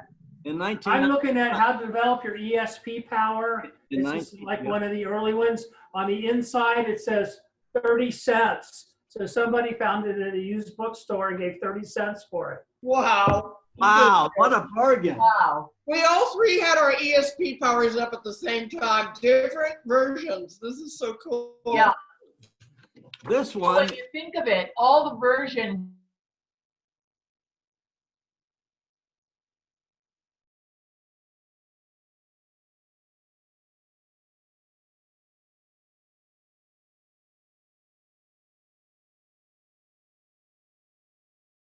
inscribe this to us. I've got all of Linda Dahl's books that she had signed for me. Okay, Collection. good Lord. You know, Rob loved notes so much. I'm not surprised that he made notes, even corrective or otherwise, in the books that he received back from the publisher. But I was thinking, he sent me we had not a long, but an intermittent letter correspondence for a while after I first met him. And he sent me a letter telling me about going to Sayre, his move to Sayre. Mhm. And in the letter, which goes this way and that way and this way all over the page, then there are little notes on the sides, and then there's emendations at the bottom, and then there's an arrow making a correction to something. I mean, the man was so meticulous, but the letter itself is almost artistic because it's like this rolling script that comes back on itself with these little notations through there, changing some of the information or making little bubbles. Do you have that for show and tell? Hold it up. Well, I should look it up. I should look where I have all my Seth stuff. That must have been just an incredibly difficult job to document everything from Jane. I just couldn't imagine taking dictation through. I just could not imagine it. Oh, yeah. And just what I was reading last night is the appendix to Seth Speaks, and in it, Sue Watkins is calibrating the speed with which Jane goes in and out of trance.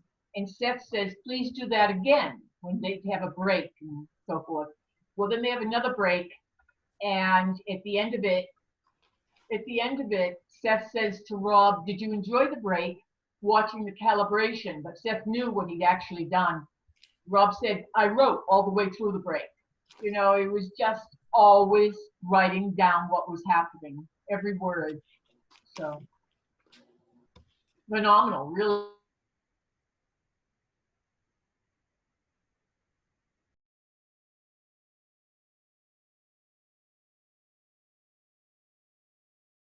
Ron. Susan Watkins, letters regarding the New York City Conference of November 11th, 1986. Wow. There's a transcript. This is a boy and his, this is a novel by Sue Watkins, A Boy and His Griffin. I remember reading that she had it. I never read the book. Did she publish it? I don't know. Here's the road to Elmira. Yeah, that one I have. This is unpublished ESP transcripts from unpublished sessions right here. I haven't read them yet. They probably hold a lot of secrets. Unpublished. Well, you know what? You should read that, Ron, and then scan it, and then give it to Shara and Kate to put up on our channel. Okay. This is Jane Roberts' Miscellaneous Notes. That ought to be good. That too. Yes, we need to see those things, Ron. ESP class notes. ESP class notes. Who are those by? I didn't see the name. Who did the ESP class notes?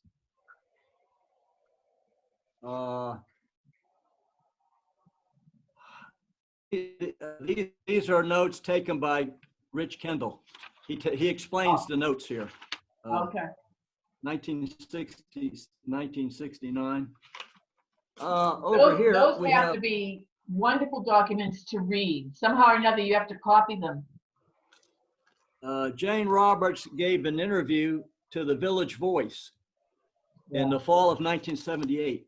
Yes. I have all 5 transcripts. And Mary Dillman is selling the original recordings on her website. And we've heard them. They're just, it's remarkable. Jane and Rob talking for hours about their life experience. I didn't know that. I'll have to look those up. DVDs. There are 5 DVDs here on the Village Voice interview. Have you heard the San Francisco interview, Oshara? Yes, it's I have. Right here. There it is. He was just going to put his hand on it. That's so neat. Is that the transcript? Oh, yeah. This is it. This is Mary Dillman sells these.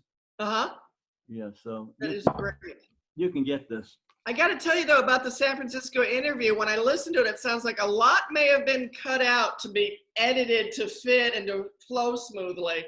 And I would love to hear the raw footage of everything that was said in that interview. I'm sure who edited it. I think it was Rich Kendall who edited it, didn't he? Or I'm not sure, but I'm sure they edited it, you know, to get it just right and everything. But I'd like to hear the outtakes. That gets to be fascinating to think about the outtakes. I think Ron Carr should duplicate his written documentation that he just showed us Yes. and distribute it to us. That's Oh. my vote. If I mail it to you, will you do all the work and then mail it back to me? I will. Yes. I will too. Absolutely. I'd be delighted. I just want it back after you're finished. Okay. I'll do it too. Absolutely. I treat it like gold. I take care of that and send it back to you in pristine condition. Okay, I'll send it to Ashara. Okay. Ashara can send it to me if you want me to do work, or Who wants? I can send Ashara my address, or you my address, and you can send it directly to me. Okay, you can email you on Facebook. We're friends on Facebook, right? Yeah, I'll send you my address. And Jeff, Okay, I can do that. Okay, we'll do it. And So I'll send it to Jeff too, because he was showing some interest as well. Yeah, we can get it online. okay. Oh yeah. Yes. Okay, we can do that. So we'll figure it out then. So you'll give us the hard copy, and Kate will do the technical stuff to get it on. Well, we'll work it out. Kate. Yeah. And I'm happy to do whatever is required. And Jeff too, and history is in the making again, getting the information out. A nice collaboration. That's collaboration. Thank you, Ron. Thank you, Seth. Thank you, Ron. Woo, we like this. This is fun. Under your time, yeah. So you doing slice? I'm buying. Well, at some point, I should also say that we because it's Mother's Day, and Kate successfully raised 2 people who are now middle-aged. I'm buying. Happy Mother's Day, Kate. They have the tops. Kate wanted to actually have me take her out to Chinese dinner tonight. So when she starts to let me know she's hungry, so I know I can't sometimes hear you. Yeah, somebody has a television Okay, or Charles, something. Kate, can you, It might be Charles. Can you mute Charles's? Oh, there we go. So when Kate lets me know that she's Thank you, Charles. when Kate lets me know that she's starting to feel hungry, she wants me to take her out for Chinese dinner for Mother's You Day. do that. I So- think all mothers. How are you going to do that? What do you mean? Take out. Oh. Yeah, it's open and you just order and then, you know. Yeah, I suddenly had this vision of you two both moving out to a cafe on a balmy spring night, and then realized, no. No, we'll just take it home and eat it there. We'll have a wonderful time with it. And in the campfire. Yeah. Now, we've had a lot of these Seth Talk sessions last till like 9 o'clock, 9:30, and they've been wonderful. But so today might be considered a shorter one. It's going to be 2 hours that we've been talking so far, but I think we can keep talking for. Well, I'm going to leave early too, because I'll have to mute myself if I don't. Me too. But I just want to say to Ron, thank you for that wonderful information and for doing what you're doing, and Jeff for his background and story, and for what you, Ashara, and Kate are doing. I'm just thrilled. I'm beyond thrilled. I'm happy for. We'll get it done. So I wish you all well. Have a great meal celebrating. Bye. Mother's Day. Good night. So good to see you.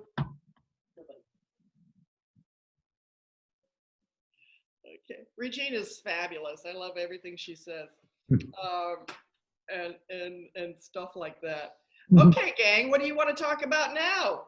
You know, I can make an observation as if from one Sethi to another. You know, we give each other these accolades about how we're doing all this Seth stuff. I don't have a choice. It just, it does itself. I have to do it because I can't not do it. Yeah. It just comes out, so. There's nothing else you want to do. I mean, what compares to studying it, talking about it, collecting it, sharing it. You're right. What comes second? You know, this is. I can't not do it. Yeah. Yeah. Good point. I'm going to have to be leaving too. 2 hours is about my limit. Okay. And you know, Jeff, I want to see you every week here. It's so good to catch up with your stuff, and it's so good to know that you're putting some beautiful Sethiness out there with your directory, SethDirectory.com. And community, and Seth Community. Don't forget. And Seth Community, because that's it. Seth Community, bringing us together is what it's all about. And I think the Seth material has only just begun. I mean, it's been 50, you know, it started here in 1963, so it started quick math, 57 years ago. The first words were uttered, but it's only just begun to touch lives. It's going to keep growing. It is influencing us more and more and more. Exactly. And we got to bring our community together so that we can share conversations like this, not just online, but in real life. But online is so exciting. Look how well this went. A couple of hours of us interacting, and we covered so many things. So many people shared such beautiful things. And it's like we have this group once a week. I think this is our 8th now. I don't know, 8th or 9th. And it's like the whole week we keep thinking about and talking about the conversation that happened last time. And it touches us. It stays with us. And I learn, and we learn, and we're having community and coming together. It's fantastic. And hello, Christopher Allen. Thanks for checking. Thanks for showing up. Hey. Hi. How are you? Good. And BJ from Germany also showed up a while ago, and I wanted to give a big hi and shout out to BJ. And looks like we're 9 of us now, but we have a lot more people on Facebook. Kate, well, Kara is muted, and I don't know why, but she wants to know, would anybody be interested in a book club? Well, what kind of book club? Like studying Seth on Zoom, or coming to her living room, or?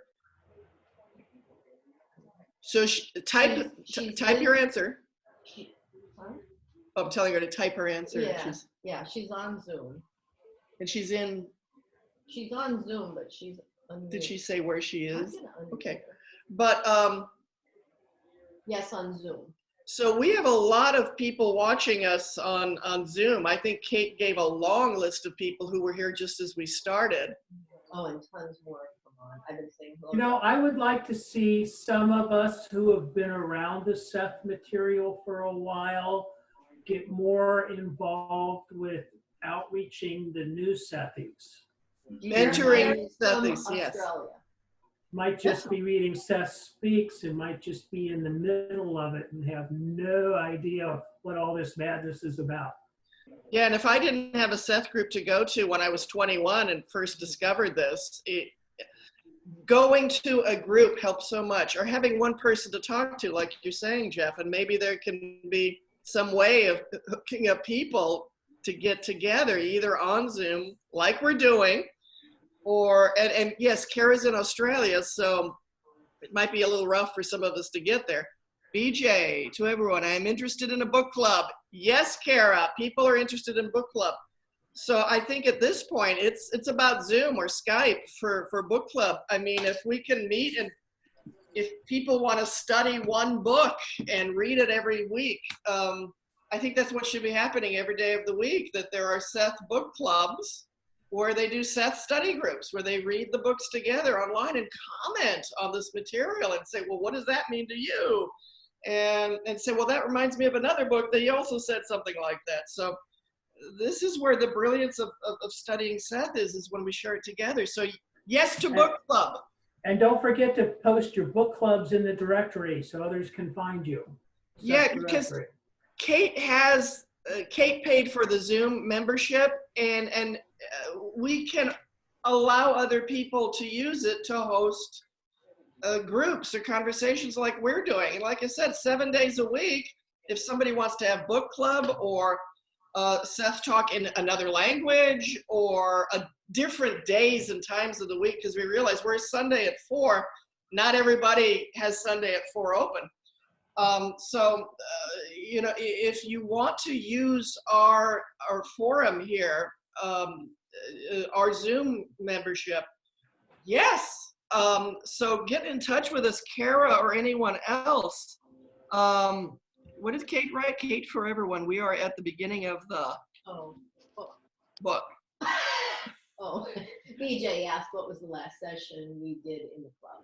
So we were at the beginning of the book. I don't remember what session it was. Yeah, we had finished Seth Speaks. Finished the introduction. Yeah, this is before the quarantine thing or the stay-at-home rule happened. Yeah. And this group Sunday at 4 was live with real people here at the Seth House. And, you know, we'd have like, you know, maybe a dozen people show up and we'd be reading the books, and then, oh no, we can't meet anymore. So we put it right online so we could keep the group going. So, yes. You know, if you're going to start a Seth book club or a Seth discussion group, and you're doing it by Zoom, make sure to record them. And then we can put them online for other people to watch who may not have other people around or know how to do it all. Yeah, and do it just like we're doing now. Record it and put it on YouTube, Facebook, or make a YouTube channel. Oh my God, what this would have meant to me when I was 21, just starting to study this, if I could have just watched a discussion on the computer that I didn't have when I was 21.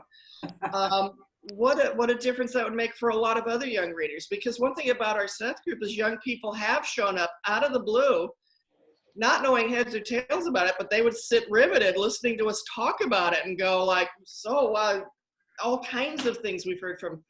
And you don't even have to be young to be new to the material. People of any age, if they can just hear these kinds of discussions, just hear people reading the book and discussing the material, that could change lives.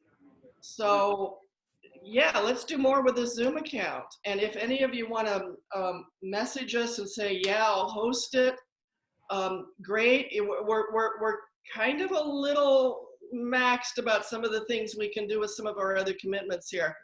But maybe we can attend your group and listen in if people who have already hosted Seth book discussion groups or would like to try. My God, think of all the lives you can touch and all the people we bring together. And then after the quarantine is lifted, we'll all run into each other's living rooms and buy plane tickets to Australia and say, oh my God, I had a wonderful time at your group. Now let's do it in person. So our vibrational frequencies will be so elevated, we won't need a plane. We'll visit in our sleep state astral project. Kara McLeod says to everyone, funny. Are there more comments on Facebook that? Actually, Facebook is very quiet today. They're all listening. A lot of people are popping in. Suni Sai just said, love it. Thanks for sharing all these information. She said, yes, you are changing me even when you are discussing this here. Welcome to my group online. We will love to hear you. So that's Suni Sai. I don't know how to say her last name. T-S-A-I. From Japan, Facebook. China? China, I guess. Yeah. She's from China or Japan? Facebook. Yeah. Facebook. Where are you from? She Facebook? lives in Facebook. But if you go to Facebook, you can find her there in the notes. So if you want to do this, if you want to attend. Saturday evening on Zoom, please come. Is that what Kara says? No, Suni. Okay, Saturday evening. Suni. China time? Suni, put the Zoom link in the notes here. Oh, she lives in Toronto. Okay. She's from Taiwan. She lives in Toronto. Okay, put the Zoom information here so that people can click to it from here. So that other people can jump over to Toronto Saturday night for a Seth study thing. And there's got to be a way it's Sunny, not Sunny. Suni. Oh, she Sunny. says it. Sorry. So maybe we can post all this on Jeff's Seth directory too when we have all these groups going on, and we can post it on our Facebook page, and everybody can post it on their Facebook page to get people together to say, I knew a woman in England who was having a group on Saturday mornings.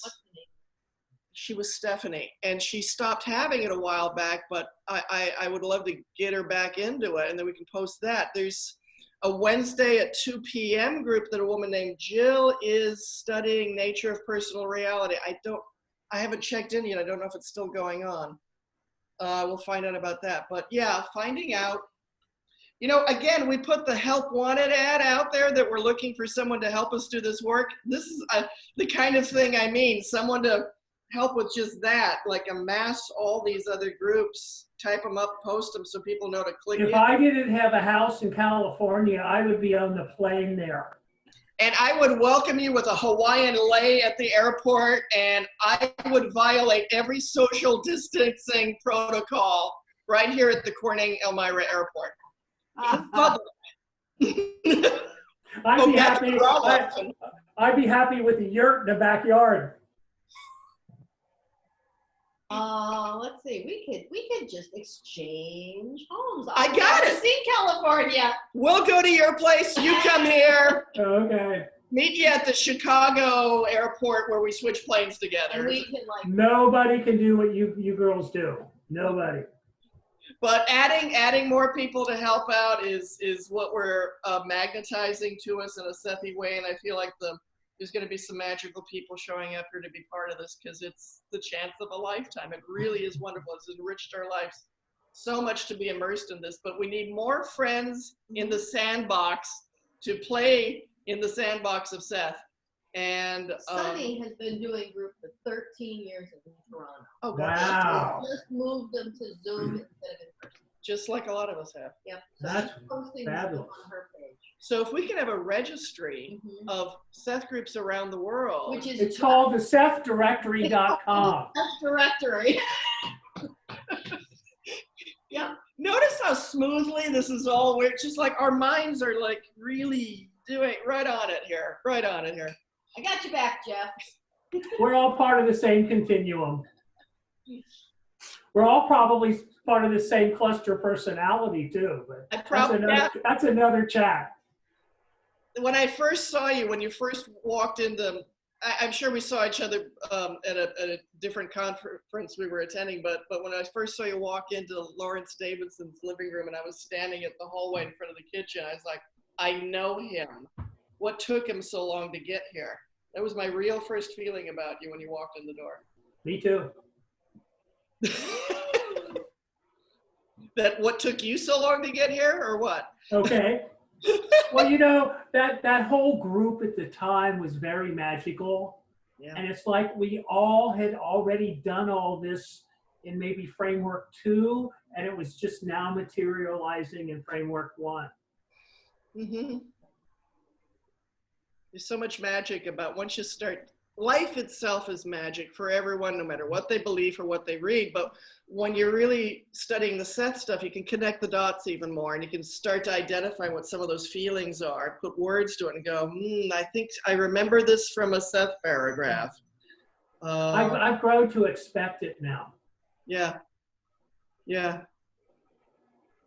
Yeah, I'm having a lot of expansive, since Kate and I have been sequestered and living the monastic lifestyle, we've had a lot of spiritual breakthroughs, and it's been just precious. I mean, it almost feels like so much of this was to help people with spiritual breakthroughs, but that's just me speculating or whatever,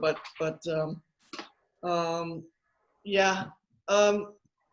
So yeah, I think the more you study this, the more you put your mind to it, the more you're going to have spiritual experiences out of the ordinary, or be able to identify things that, wait, I'm getting a message here. I'm going to listen, So what I always have to say is there comes a point when you need to put the books down and go and live it.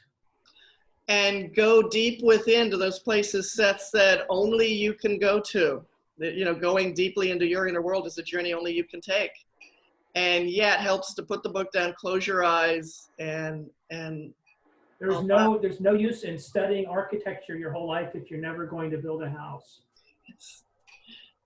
yeah, learning how, finding out there are these places to explore, and go for it, go for it, go for it. Yeah. You might discover that you've been doing it all along and just didn't realize it. Mm-hmm.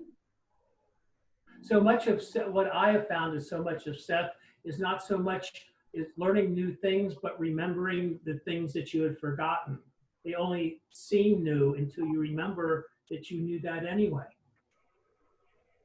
Most of the stuff we've all known, it's just been hidden from us, or we've turned our attention away from it.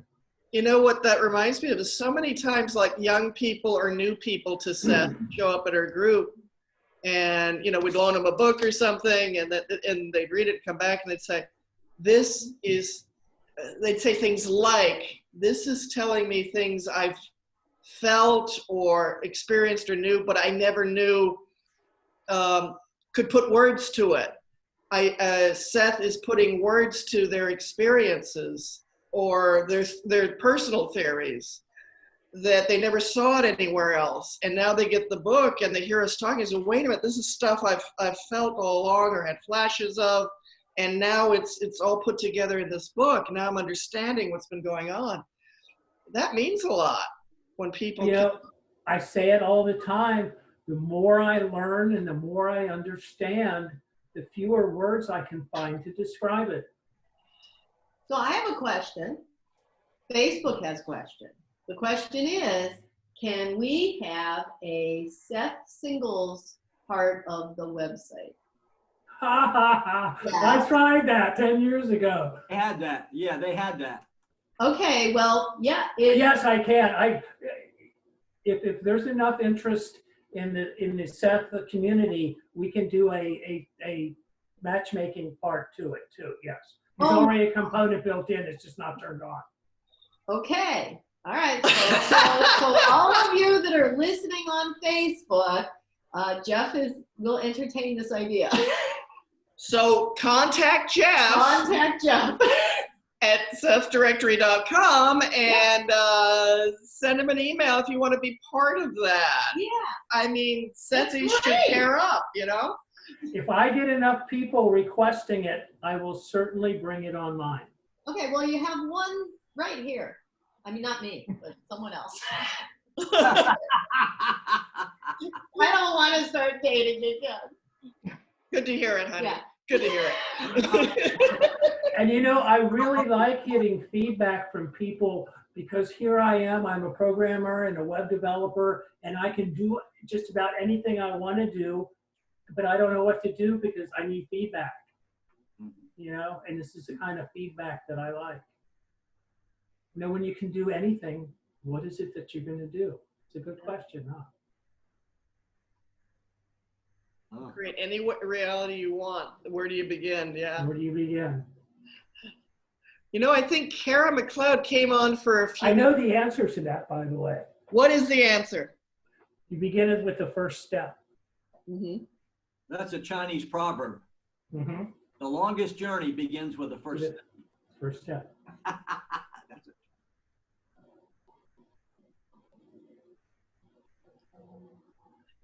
Yeah. So Jeff, in the chat window, I'm just going to put in, so this person put the web archive. Is this yours? Is that from Kate to everyone? Yeah. Oh. So if you click on that, I mean, I opened it up. It looks like a really nice, clean site, but it's a web archive. It's from the Wayback Machine? I don't know. It says webarchive.org, web, and then a bunch of numbers. What is the URL? What's the domain name attached to it? web.archive.org. Yeah, but is it archiving what website? SethSingles.com. Seth Singles was mine a long time ago. Yeah. Okay, well, it's obviously still on the web. No, it's in an archive. Okay, all right. Seth's Space was also mine about 10 years ago too. I was just a little ahead of the time. Okay. That was like MySpace only for Sethians.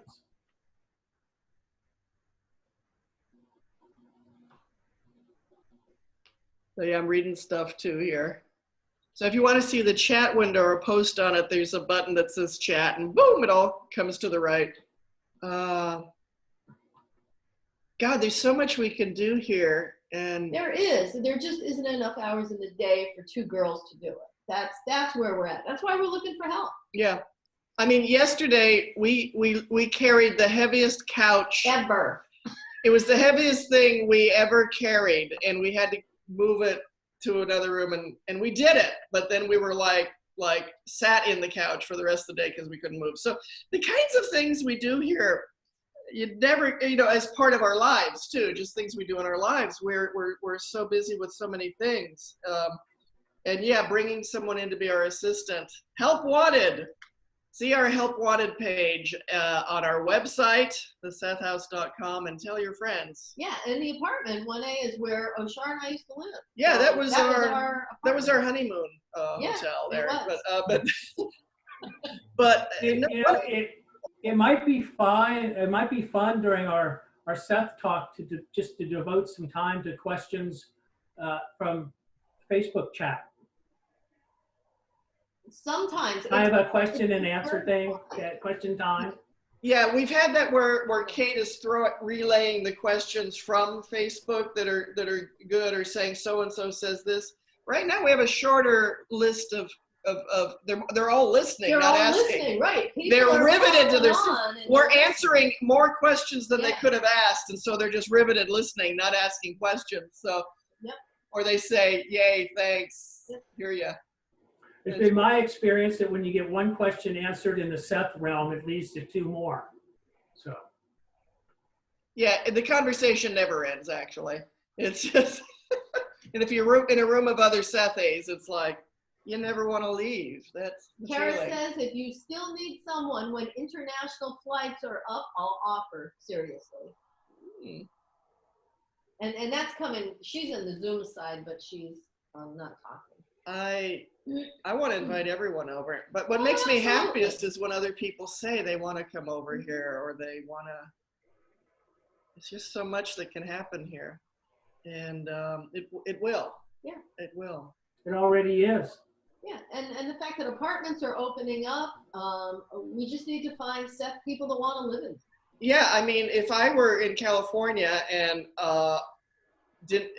was ready for a change, and I heard that rent is $750 for a 2-bedroom apartment. 2-bedroom apartment. Yes, that's what the 2-bedroom apartment is going for. The studio is $500, and utilities are included. So yeah, $750 for a 2-bedroom apartment. Ours is $650 for the 1-bedroom, but it's beautiful and it has a fireplace. And I bet your gas is less than $1 a gallon now too, huh? Gasoline is, it's driving by, it was like $1.89 or something. $2.75 here. $1.75 there? $2.75. Oh, $2.75. Yeah, $1 a gallon tax. Woo! $1 a gallon. Here. Almost. Ron's reacting to that price of gas. What's the reaction, Ron? In Virginia, it's $1.45. $1.45. Man, get out of California, dude. We have almost $1 a gallon in city and state and federal tax. $1 a gallon tax on gasoline? Like, you need that. But yeah, people are doing less driving and it's going down in price, but $1.40 in Virginia. Yeah. But when I was working, I had a 4-hour commute every day. Wow. Oh. I had to get up at 4:30 in the morning to be at work at 8. Wow. I don't do that anymore. You're retired now. I am. Oh my God. Candace McConnell, first time here. Welcome. Welcome, Candace McConnell, on Facebook, viewing us now. Yeah. What does she have to say? Anything, or just welcoming? Just that she's first time here. She said hello. Keeping Heather lightly said, wonderful conversations, very interesting. Thank you. Heather, Heather, keeping is my surname. LOL. Keep, okay. Lightly a nickname. Much love until next time. Just adding this now in case I don't get a chance to say it here. Glad you're here, Heather. Love it, love it. We love these people. Whoa, it's bright. It is. I'm Right trying here. to. Yeah. Yeah. The sun is changing. Right. So we're facing the west windows, and it just comes. The most right in. amazing sunsets are Oh, yeah. here. It's like you're in the sunset. It's the windows are just beautiful. Watch the wires. And yeah, here's that's the Chemung River. The view out. The views that Jane saw. And Seth, remember what Seth looked out these windows? Oh, yeah. That's near Walnut and Water Street, the corner. He commented on the noise from the traffic because the windows were open in the summertime. You can hear traffic now. That was one of the first things. That was one of the first things I thought about too when I moved in here. It's like, this is the traffic noise Jane and Rob heard. So exciting. It was the best traffic noise ever.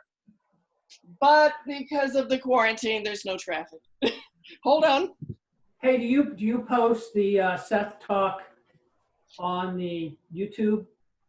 Yes. Do you? Because I will post it on Seth directory. Far out. Far out. But yeah, there goes the cars. There's some cars. Yeah. There's one, isn't it? Now you can hear traffic. Oh, God. Listen, Oshara, Yes, Ron. I've got to get on Seth on Facebook to do my nightly. Here. I've got to go.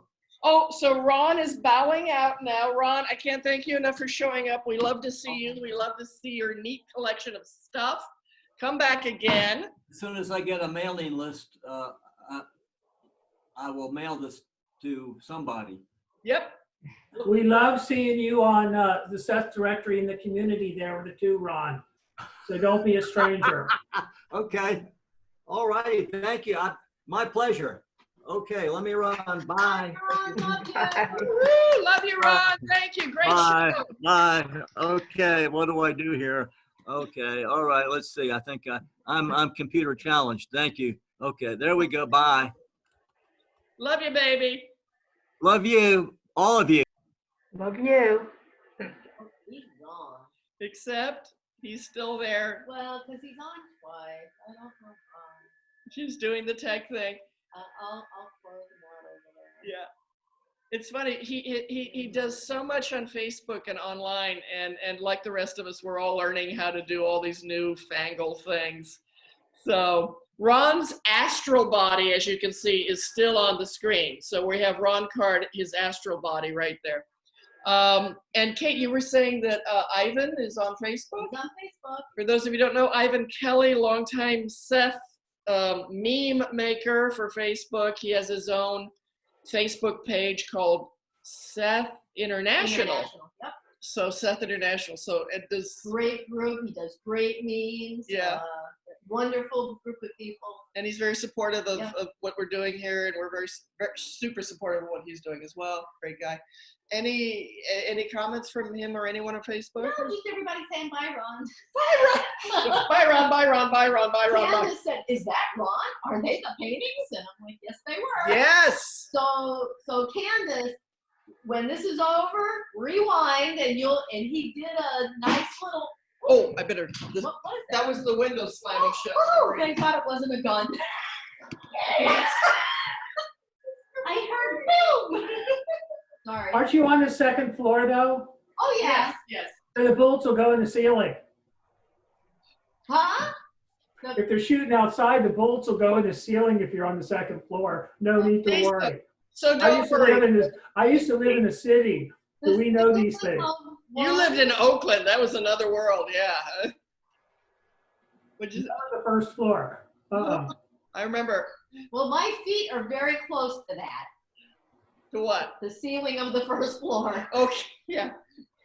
So yeah. I will look into adding a matchmaking thing to the website, and I'll talk more about it next week. Far out. Far out. All Far out. right, thank you. I'm also looking into being able to put a Zoom feature in it like it does in Facebook. So We'll see. More will Oh, to be revealed put a Zoom feature in your website? in the community web part of the website, just like Facebook has.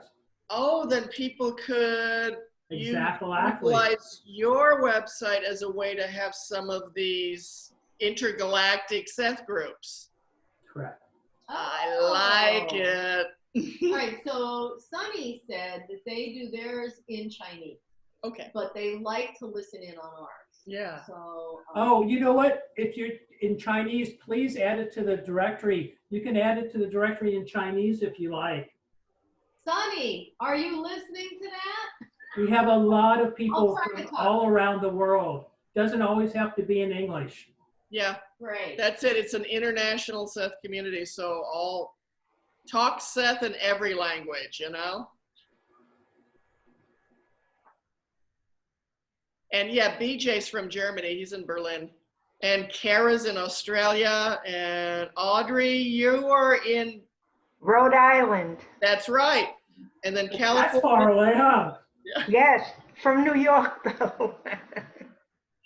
And then California. Okay, Yeah. Sunny heard, she's like, yes, with exclamation points. So, okay, Sunny, you got the message. Go get over to SethDirectory.com and put your information over there. We actually have a lot of Sethies from China and also Japan.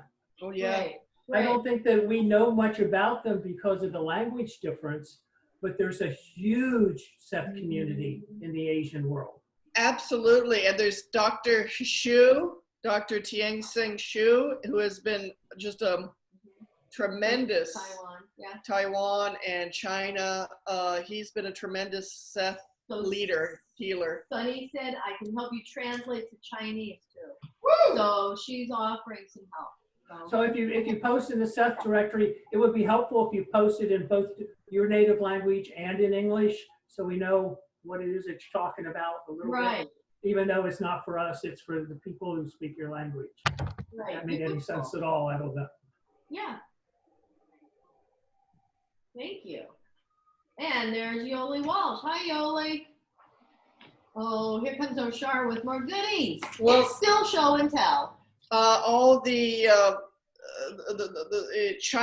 woman who is the publisher of books in the Chinese language and Taiwanese language, she lives in Hong Kong. She came out here to visit last November, and then beautiful woman, Tian Mei, and her daughter, they came out, and she sent to us all the books she publishes, which are dozens of books in Chinese and Taiwanese. And this is the Dr. I can't pronounce it right. Xu, Dr. Tian Shang Hisu. He's a one-man revolution in Taiwan and China for spreading Seth's message. And this was a book he wrote that's translated in English.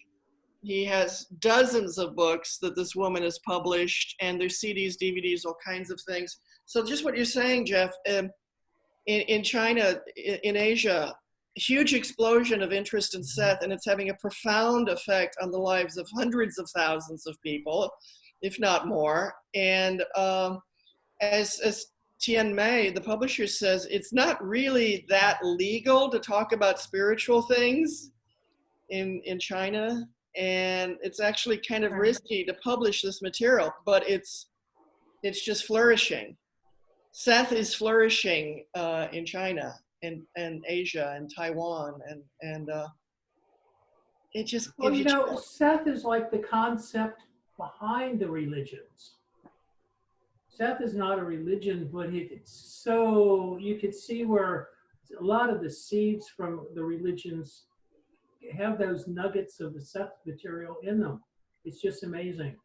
And I think Seth is like beyond religion, because religion can get a little blurred, but Seth just goes right for here.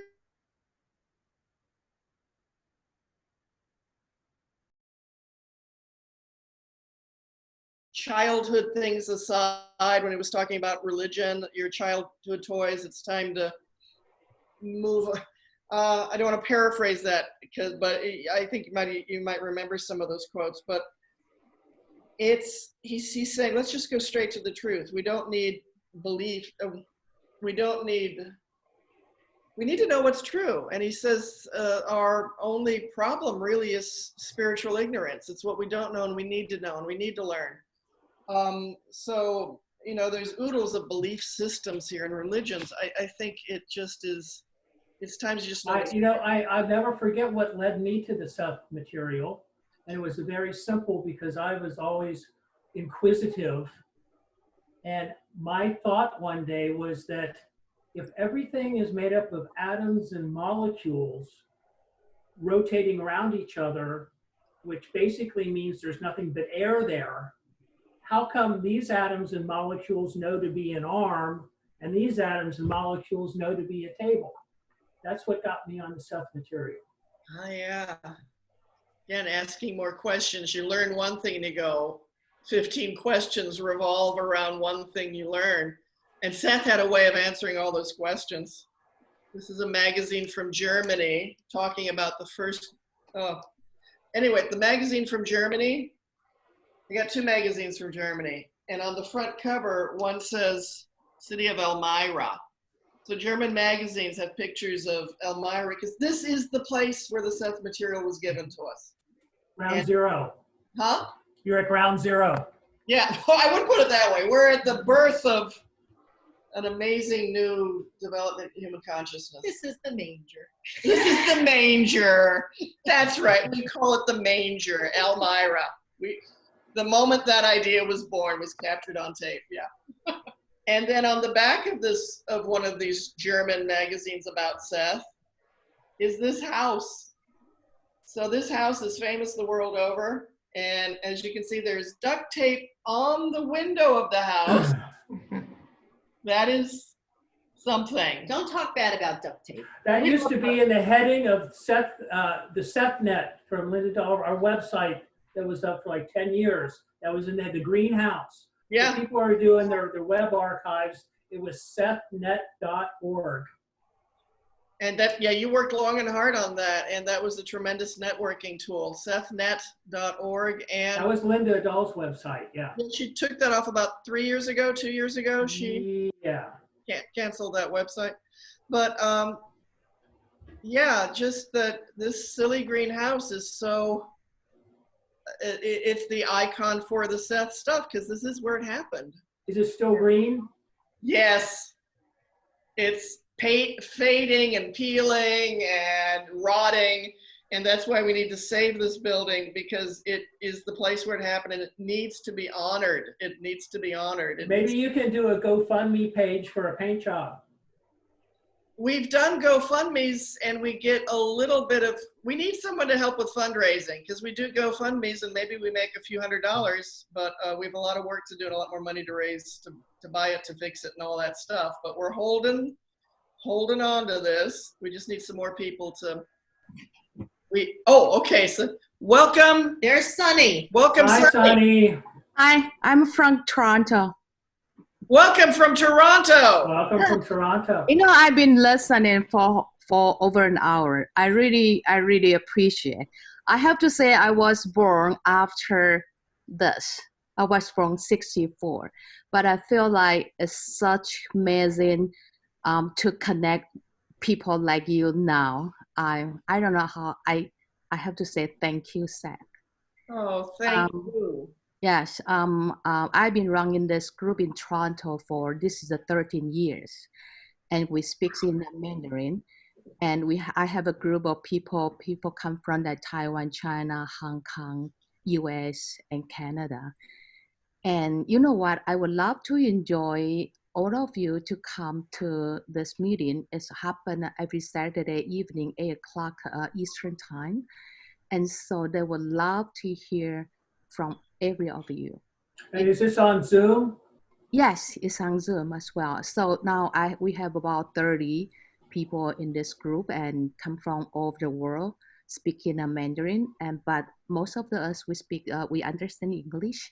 So we would love to hear everything from you guys. It's amazing. It's like, thank you, and thank you. Thank you. Well, no, Tara, if you want to do it, I'll do it with you. Next week. No.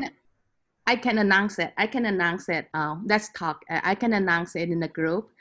And so let's think about, I really want to interview every of you. Okay. I would like just to be part of the group. I don't care about being Oh, interviewed. good. Yeah, you're welcome. I want to see what, I mean, there's nothing better to be, no better place to be than a Seth group. And you've done this for 13 years. What a tremendous contribution you've made to Seth awareness. And No, because it transformed my life completely, upside down, inside out. Yes, I And have. I don't know if you're like me, but I don't have many people that I can talk to about it because they look at me like I'm from another planet. What the hell are you talking about? Oh, hi, that's talk. That's talk. Yeah, I've been running this group that we get together once a week in my house here in Toronto. Wow. For 12 years, 13 years, not until, because we were quarantined. I am quarantined right now. Mm-hmm. So then back in March, I transfer all of the group back, go online. So now we met once a week. Yeah, so it turned out good because it's much easier. We don't have to leave home, and so we can talk for people with the people from all over the world. So it's quite amazing. Now, do you do a book reading? Is it book focused or is it just general topic? Yeah, let me talk about that because before we started from Seth material, that book one, and then personal reality and anything. oh, The nature of psychic. No, yeah. This is yes, nature of psychic. This is published in Taiwan. And this one we just read yesterday, the personal reality. Oh. Okay. And so what I did, okay, toward health. That's what I started. Way towards health. Yes. That's what our local group is reading now. Yes, that's what we started from Seth material, and actually we read each sentence. That we point out one person in charge of a certain chapter, and we rate each word, and then we stop and we discuss with stuff. Sometimes we say, we need Seth. We need someone. We're here. Dude, yeah. Yes. So I've been doing that for over 12 years. And then until this year, something happened because people in my group, they come in and out, right? They come in, their life changed, and they left. So every time I have to start it from Seth material again, and then again. I've been reading that book 5 times. Personal reality 4 times. And Seth then speaks. Yes. So this year, because I started to travel between Taiwan, China, and Canada 2 years ago. My kids grow up. I got my freedom. I'm a hypnotist. And then hypnotist? Yes, she is. This is my book. A lot of Seth. I use all this called Happiness is a Choice. I use all of the idea from Seth into my job. And then I put into each chapter, start from what Seth said. I put a little quote. That's what I did. And Sarah, you know, you need to interview her. Yeah. Sometime when you're interviewing us for an hour interview. Yeah, so I need you guys. I used to do this, we read this, but it's quite slow, right? If you have to read each word, and then people change, their life change, they left, and then the new people come in, and it seems to be too difficult for them to jump right into that nature of psychics. They were like, what are you talking about? And so, and then even though when you know what, Jeff and Ted, I need you guys. When I started to read the Unknown Reality, I was like, hallelujah! But no one I can talk to. It's like, nobody. And I'm so happy. And I couldn't talk to my group. Because if they didn't prepare themselves from the start, right? How can they appreciate that book? It's like, and then, so this year, when I came back to Toronto after the pandemic. I was in China when Wuhan was closed. Okay. And then I was in Taiwan because my mom has Alzheimer, and I was in Taiwan. I was quarantined for 14 days, and I back to Canada, and I was quarantined for another 14 days. So I decided to change the whole topic. Is I instead of read the book one little by little, and I sort of can, like, let's say, I started to focus the topic on health and also the group. What is that called in English? The group reality. The individual and the nature of mass Yes. events. Yes, the individual and nature of mass events. Yes, that's what I work on, because I found this is a perfect time to read that book. So and you know what? I'm posting excerpts from it on Seth Community. Tim Harder reads it, so you can actually read along while he reads it. Oh yes, I did. Yes, that's good. Yeah, that's what You're aware of Tim Harthart, who reads the books in English on YouTube? No, I don't.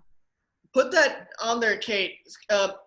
YouTube, his name is Tim, H-A-R-T, Tim Harthart. Okay. When you go to his...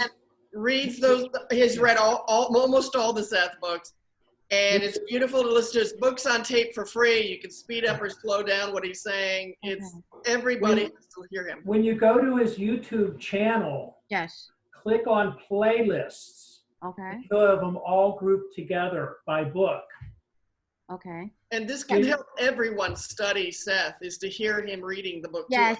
And I hope he gets some more recognition, because he really does a yeoman's job at it.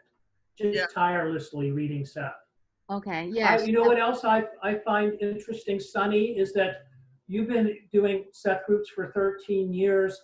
I'm sure you've been into the Seth material long enough to see that people, they gravitate towards different areas of the Seth material. I'm pretty much into the time and the interdimensional aspects of it. Sounds like you might be into the health aspects of it. Yes.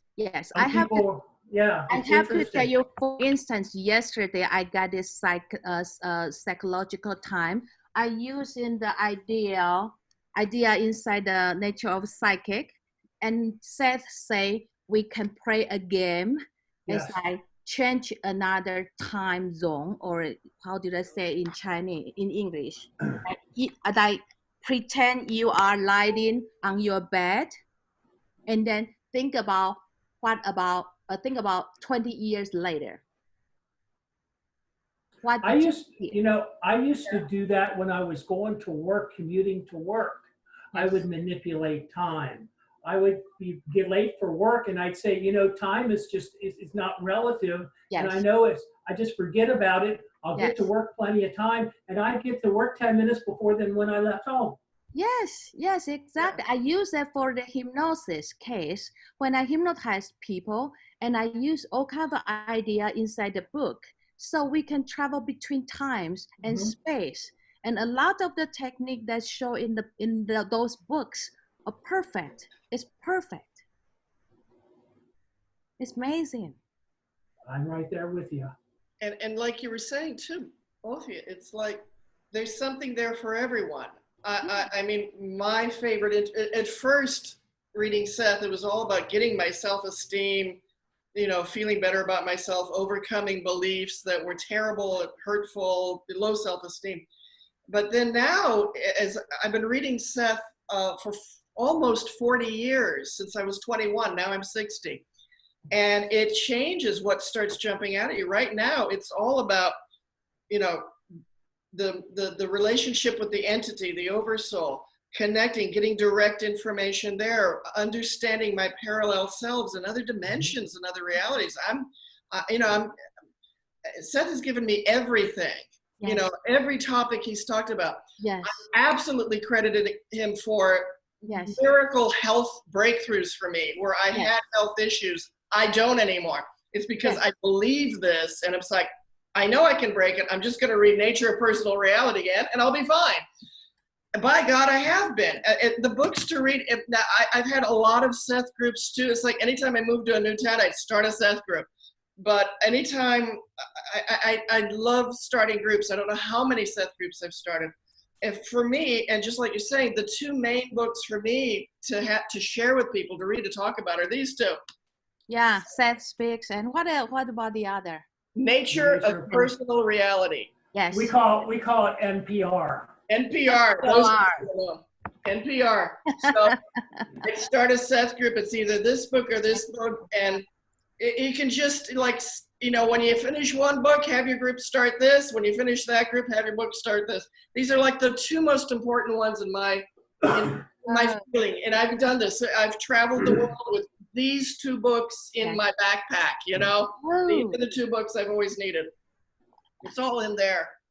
Another, for people to know, the Gold Mine is yes, early sections. Yes, early I sections. did. When these came out, it was like mind-blowing. This is what was going on with Seth and Jane and Rob in this apartment, 510 sessions before this came out. So I don't think a lot of people realize that a lot of new old Seth material is still coming out. Yeah. Yes. Yes. From Rick Stack in New York, who's really done an outstanding job of bringing all the notes that didn't make book form out. Yeah, and it just most recently came out, the 4-volume set of the ESP classes that were here in this room. 4-volume set, the ESP classes, yeah. Yes. But reading this is just such even deeper breakthrough stuff that Seth was teaching them personally for 9 volumes, 9-volume set of this. Just amazing. You know, I don't know if you've noticed it, but it's just as soon as I started talking with Sonny about some of the guts of the Seth material, I just come to life and I get all this energy, you know. Yeah, I'm ready to go. Let's talk Seth. It's amazing. I've been in this journey since year 2005. That was the bottom of my life. I was so sick. My whole body failed. I got this dizziness. My knees swelled down. They say I'm getting old and blah, blah, blah. I couldn't walk and so on. And then I have to tell this story. 3 person came to me. The first one said, "Hey, Sunny, we have a sort of group, but we study something."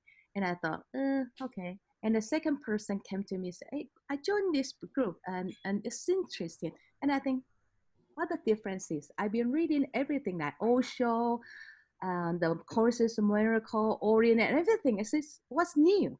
So I didn't go. But when the third person come to me and say, "Sunny, whatever you are talking about, it sounds familiar. It's like the book I'm reading right now. I didn't get the book, but you have to come and see it yourself." And I thought, okay, this is the third time. I probably have to go and see what she is talking about. And then I started to read. So your group, let me write it down. Your group is on Friday? Saturday, 8 o'clock Eastern time. Yeah, we have the same time. Where are you, Jeff? I'm in California, so I'm Pacific Oh, so it's time. about 3 hours ahead and that's 8 p.m.? 8 p.m. Eastern time. So it's 5 o'clock. Yes, 8 to 10. Now, Sunny, so you hear about Seth 3 times and then you got the book, or you went to the group? There was a book, there was a group in Toronto back to 2005. And someone started the group because we have this Chinese book from Taiwan, right? From Dr. Shi. And at the time, I didn't know when he started this group in Taiwan. Yeah.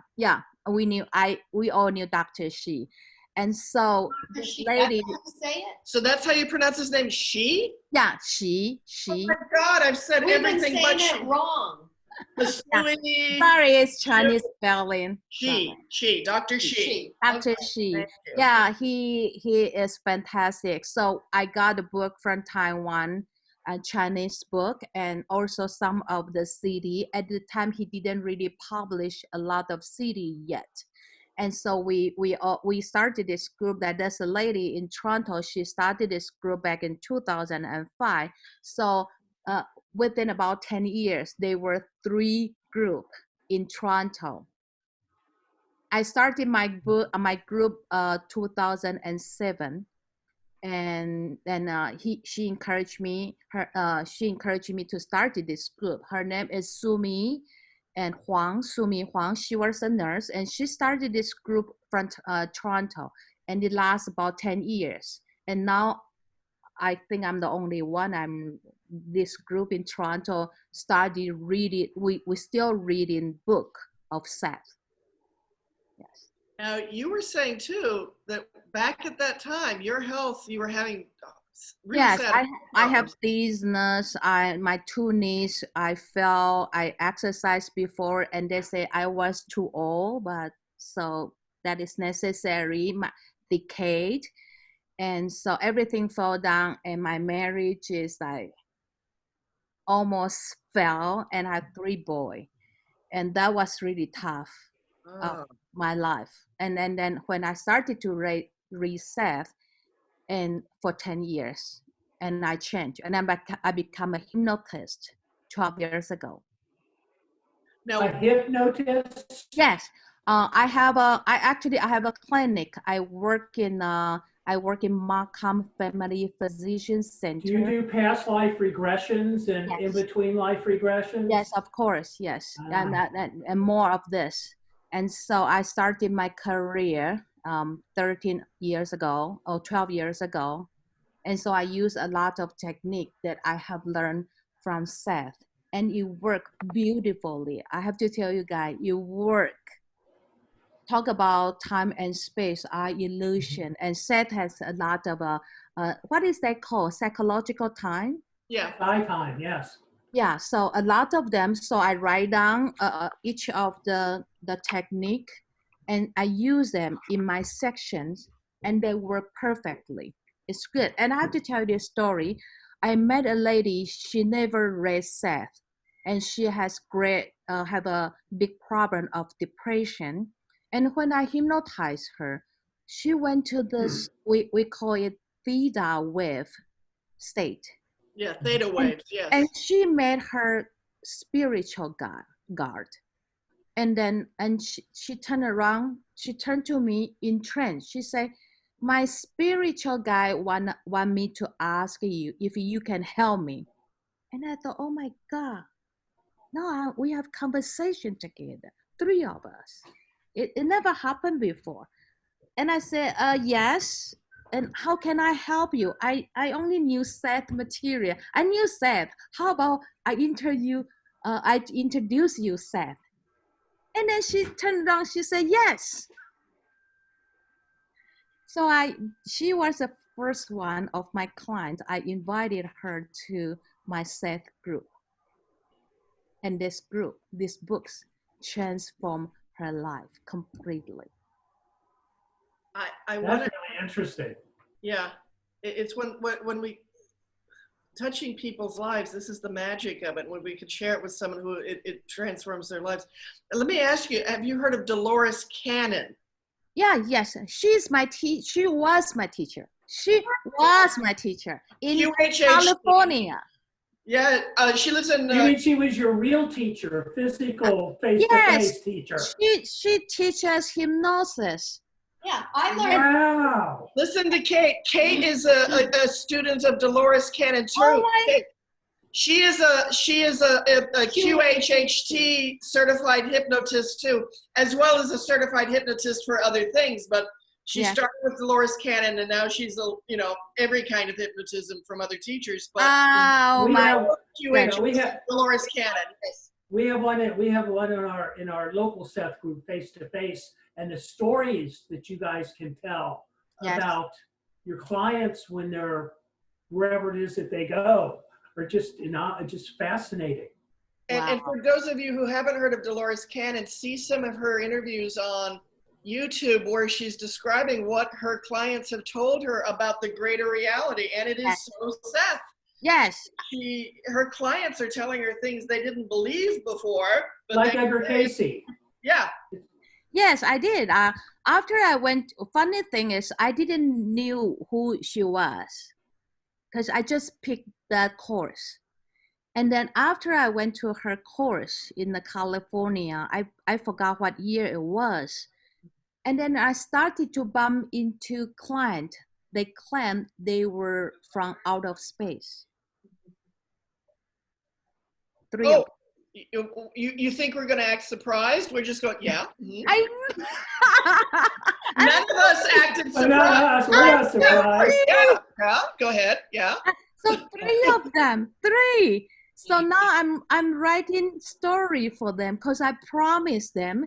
Because three of them, they're full of. One of them, her name is Helen. Now she joined my Seth group. Yesterday she was here because I tried to explain. Do you remember inside? I didn't know which book that Seth talk about. Think about our body is a liquid. It's a fluid. So it moved. Maybe I used the wrong word.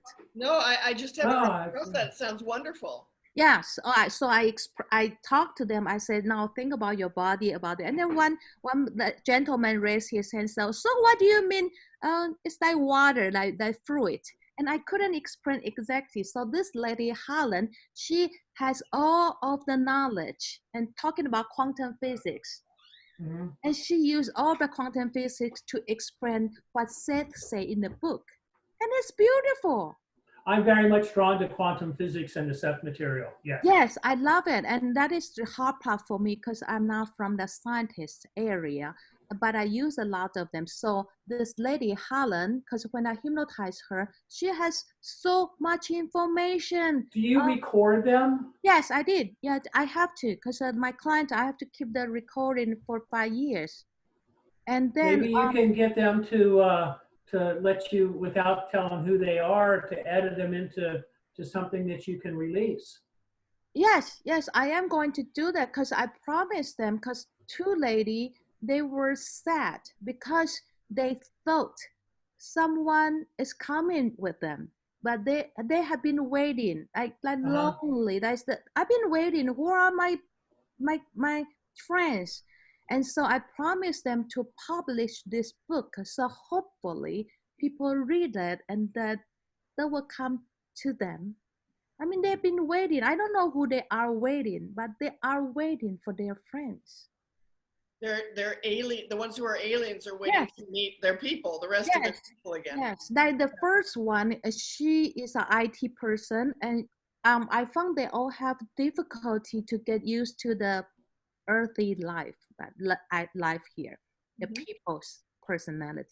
And so the first time I met is I say, so where are you? Are you inside or outside? In trance, right? I say, are you inside or outside? She said, I'm inside. I say, where inside of what? And she said, a flying object. And I thinking about, okay, maybe it's an airplane or aircraft. Oh, yes, this is the first time you've run into this. So it's yes. But she used flying object. And I said, so where are you? So what are you doing there? She said, I'm an elevator. Oh, good, elevator. And I thought about the elevator in my clinic. I said, you say you're an elevator. So what's that mean? She said, oh, well, I deliver a object or a person. She doesn't use person. I forgot what term she used. She said, I deliver an object to where they're supposed to go or executive their job or a project. She used project. But it was on a spaceship, so to speak. Yes. And she had liver. Is she able to tell you what time it is? Like, was it a previous life? Is it something she does now? You know, is there any context of when she is on the spaceship? No, I don't think I ask her when, because you can in that situation. Yeah, she said I was there, and she tried to, because then I have to bring back all of that E.T., Avatar, or Star Trek into my mind, right? I don't know how to guide them. I have no idea. I say, okay, so where are you? I would be interested to know if it was before this life that she has now that you're talking to, or after this life that she's talking to. now, or maybe I should hypnotize Helen again for you guys. She is the one, because the Helen was the third person. She come to me. She says she has a pen. She has a chest pain that none of the doctor can help her for many years. And I said, okay, let's see what we can do. So I bring her into trance, and she said, I'm time. And I thought, oh, good. The other lady said she was the elevator. Now you say you are time. So after she said, I'm time, and I was like, where are you? So she came out all of the idea about where she was. And I even said, so where did you get your energy for your spaceship? And she said, we went to the sun. And then she it would be really interesting to see if this is a future probable self, a Yes. past probable Yes. self, Yes. if it's just an alternate self of hers that's going on now that she goes back and forth to. I find this all very interesting. Okay, and how about Jeff? Sorry. Sorry, I'm sorry. That's fine. It happens to all of us. We live in the 21st century. Someone just FaceTime me. Okay, Jeff is like, there's no one I can talk to, because before and after I hypnotized this lady, actually a lot of funny things happened in my life. A lot. It's like, what is they call time disappear. They say I travel from here to airport. Normally it took only 25 minutes. But before I hypnotized this lady, I dropped my husband. He was going to US for business. I dropped him to the airport. On the way home, I was listening to the Seth CD from Dr. Shi. That's what normally I do. And then I saw this traffic sign, and I knew where I was. I thought, okay, so I will end up 401 and 404 and which 407. So I have to be careful. I have to be ready to exit to where I'm going home. But so I start and I come back to listen to the CD I was driving. But later on, I found myself in somewhere else. It's like I'm going backward. I call that a pocket of time. You've got yourself into a pocket of time, which is kind of separate from time. It's a pocket little outside of time. Yeah, okay. So it took me, actually that day, it took me 45 minutes to come home. That was before I hypnotized this lady. On the day I was going to hypnotize the lady, I came back from Florida that day, the day before. So she texted me, she says, Sunny, do you want to change our appointment because you might have jet lag? I said, no, it's same time zone. I won't have jet lag. Let's meet tomorrow. So on the day I supposed to meet her, I went to my office. It's early. I sat there, and my staff says, so Sunny, you have appointment? I say, yeah, it's 2 o'clock. And then by 2 o'clock, after 7 minutes past 2 o'clock, I got this message from Helen. Helen said, oh, Sunny, I'm sorry. I have jet lag. I was tired. How about can I change my appointment? So inside my mind, I think about, you should call me an hour early. And then I was thinking about how am I going to reply to her. Should I say, please tell me 1 hour early next time? Should I use please or not? I wasn't happy. And so I said, okay. But as soon as I hung up the phone, I told my staff, okay, my client canceled. She's not coming. But 5 minutes later, she showed up in front of my front desk. And I talked to her. I said, didn't you cancel the appointment? She said, no. And then all of the message disappeared. Sounds like she really wanted to see you. Well, no, this sounds like a split in time, a parallel realities. What kablooey. Yes. Yeah.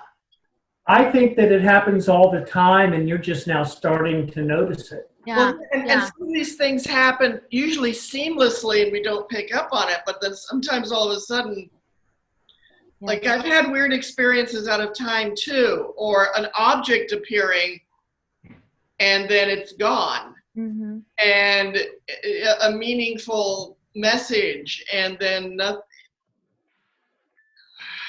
I call them the way parallel. reality is. This is the way reality is. It's just when it is this in our face, and it involves. You know, I call them parallel tracks. Yes. Like we have, we're going down the railroad track, and there's a track right alongside of it, and every once in a while we crisscross over. Yeah. I like that. You should. You're gonna answer all of the question I have. I know. Great. I'm glad. Boy, questions I have lead me to more questions. A lot of time we wish Seth was here. We are all the seeds of Seth in a way. If you listen quietly, he'll talk to you. I know. There were once during the meeting in this living room, we all feel the same way. So from what I know, Seth is a cluster personality. He broadcasts his information just like a radio station just like Zoom broadcasts the chat. You can tune into it like Jane did.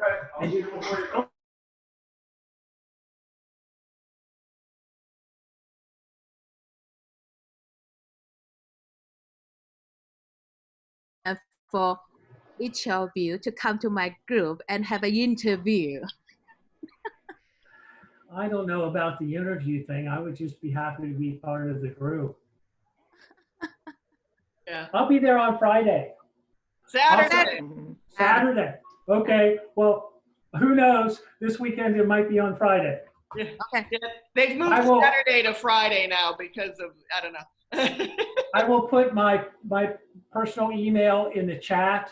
Okay. If you could give me an email and let me know where it is and how to get invited. And yes, I send you a link of the Zoom. Okay. Join his website. Yes. Email it to me, not on Zoom here. But email. I'm going to put my email address in Zoom. Okay. Yes. So I think, Ted, I joined you already. Yeah, join his website. I got it. I think I saw you on it, actually. I think I friended you there. I'm not sure now. Yes. I think I've seen you on it too. Yes. But I'm saying I'm giving you my private email address. I just put it in the chat here. Yes, I got it. And then you can email me direct and you don't have to go through the website stuff. Sometimes that's better. I'm so excited. This is our best group that we've had. And we talked about so many things. We had so many different people come in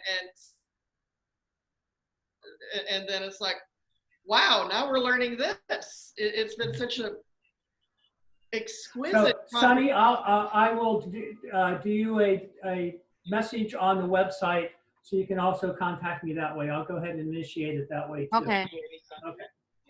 You know what? My computer gets stuck for some reason. I got it. I'm back. Okay. You were fine for us. You had a moment out of time and now you're back. Yes. It seems like I was with you there wherever you were in your little pocket of time and we had a good time. And the thing with time, sometimes I have this experience that I call it bending time. And when I'd have those things you talked about too, where I was running late or I only had 15 minutes to sleep that night, you know, it was like bending time. Like if I know I have to sleep 15 minutes before I rush to work. Okay. Yeah. We need to bend time. And I'd be totally thinking about Seth, bending time. I'm getting an 8-hour night's sleep in 15 minutes. Let's go. And I would feel like I absolutely bent time and had a full night's sleep. But Seth, of course, says you shouldn't sleep 8 hours. You should sleep. Yes, separately. Blocks, but that's another story. That's what I did when I was really sick. Yes. And when it has to be true about all time being simultaneous. For so many things to be happening on the psychic level, yes, it has to be that beings can dip into different histories. Yes. We visit different times, and as we grow and develop our own abilities, we'll be able to be time travelers, shape shifters, Yes. It's not sci-fi. It's how Yes. reality. You know, Yes. speaking of time, really good exercise you can do. It's for yourself, and you think back in a time maybe when you were younger or where you were having difficulties, and you reach back to that probable self of the past and nurture it and tell it it's going to be all right and that you're there for it. And it has this, I don't know how it works, but this electromagnetic thing just, it's amazing. I know how it works because I use it for hypnosis. When I'm working on age regression, let's say 2 days ago, I hypnotized a lady from online. She was from California, and then I brought her back to when she was 13 or 12 years old, and then she can meet her past her, a little girl. Now she's about 50, right? So I used the technique from Seth that I went back to before and really talk to the little girl. And then I give her a post hypnosis suggestion. It's like whenever you are awake or you are like before you go to bed or daydreaming, bring back this little girl and try to help her. So she's helping herself Exactly. her. Yes, it worked. It worked. You can also do it to your future self. Yes, yes. So You can reach out to your future self. Yeah. Yes, yes. That's what I found. Seth material is like fantastic. Just Seth was telling us there is no limit to consciousness. We are so unlimited in consciousness, beyond time, beyond space, beyond anything we've ever believed before. We can be free and liberated. We can free our minds. We can, and to know that we're part of something so huge. Yes. And that we're loved. And this is the breakthrough stuff all of humanity needs, to know, you know, we're in a loving universe that is guiding us along, helping us develop, or however you want to phrase these things. But you know, I really wish I knew every of you and knew how's your journey with Seth for all these years. I'd love to hear all your story. It must be an amazing story, each of you. You've been there with us the whole journey. You just don't remember. Because we're all part of each other, or we're connected by some kind of cosmic wiring to each other. We know we're all related. We do know each other's stories intimately. We are all connected. Everybody's story is our story. Everybody's journey is our journey. And that's part of the beauty of it all too. We are all this higher all that is. We're just all one big part of a big cluster personality. Yeah. Yeah. And it's working, you know? So great. So I have to go. It's Mother's Day. My boy prepared dinner. Sweet. Oh, happy Mother's Day, everyone here. Happy Mother's Day. Happy Mother's Day. So thank you, and keep doing that good work. It was a pleasure meeting you, Sunny, and I think that we'll be talking again real soon. Okay, yeah, it's my pleasure too. Thank you, glad, guys. So glad you joined us. Yes. Yeah. Okay. Bye. Bye. Bye, Sunny. Lots of fun. It is. And Penny is online and she says, oh my goodness, I have to re-listen to this whole session. It's the best one ever. Talking about QHHT and Tim Hart. I love listening to QHHT sessions. I just read where Seth speaks of fragments and Dolores spoke of shadow people. I wonder if they're the same thing. And I love listening to Tim Hart. We're all inspiring each other all over the world. Facebook, Zoom, and we'll post this on YouTube. Oh yeah. Yeah, and so I want to listen to this again too. So much. Yeah. So much. So I learned Dolores Cannon's QHHT before I learned general hypnosis. And my general hypnosis teacher, I said to him, I'm like, do you know Seth? And he's like, well, I've heard of him, but I've never read his books. And I'm like, well, you talk, Seth. I mean, he could have been teaching a Seth class when he was teaching hypnosis. So Sonny is absolutely right on all of this. Yeah. You know, I have to thank all of you because I've talked about subjects tonight that I haven't talked about with anybody in years. Not from not wanting to, it's just not having anybody around that I'm able to communicate with without giving a bunch of background information to. That we can just. So many times we have to bring people up to Yeah. to the information, and just to start talking with a peer who already you don't have to explain anything to is so refreshing. Yeah. Yep. I agree. Yeah, and with different backgrounds and different heritages, but but the instinct in the heart to come to what is true and to find this stuff and to find each other. This is joy. To talk about these kinds of things is the thing that gets me like you were saying, it's like I get revved up when we can talk about any of this kind of cosmic reality. It's life itself. It's beautiful. Have you got a little doggy? No, here. I have. If I can get him, I'll show him. This is Jeff's show and tell. I think this is Very special. The kitty cat. And this is a mirror. Oh, there's the kitty cat. Oh, that's not just any cat. Do you see his little ear? He's beautiful. He was a feral cat. Oh. See his little ears clipped? Oh, he got a little boo-booed? No, that's what he was feral, he was wild. And fix our ferals, I took him in to get fixed, and they notched their ear. So if he gets loose back into the wild and they catch him again, they'll know he belongs to somebody. So that means he belongs to somebody. Yeah. He's wild, he will always sit in my lap and run from everybody else. And I have a Willie. Aww. Now we're going to, Seth says, show your cat. With the same ear.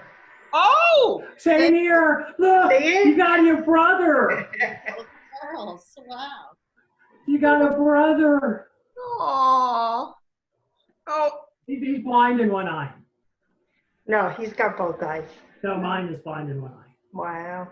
He was 6 months old, could fit in my hand, was sleeping on my chair outside. Oh. And it was cold outside. And he kept running, and I looked at him, and he had one eye, and I said, "You're mine." I started calling him Cyclops. You know, his name is Squeaky, but I call him Cyclops. You know, in a timeless universe, Willie the cat is right here, patting at the screen, going like, "It's my Seth cat brothers and sisters." I hear him meowing.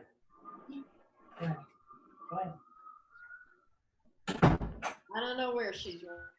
I love animals. I love animals more than some people. Oh, me too. This one's mine.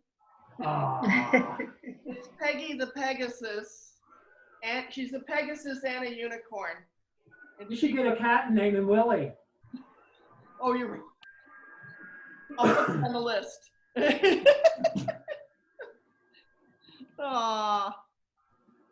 So, Kate, should we think about taking you to dinner? Yeah, it's 15 minutes.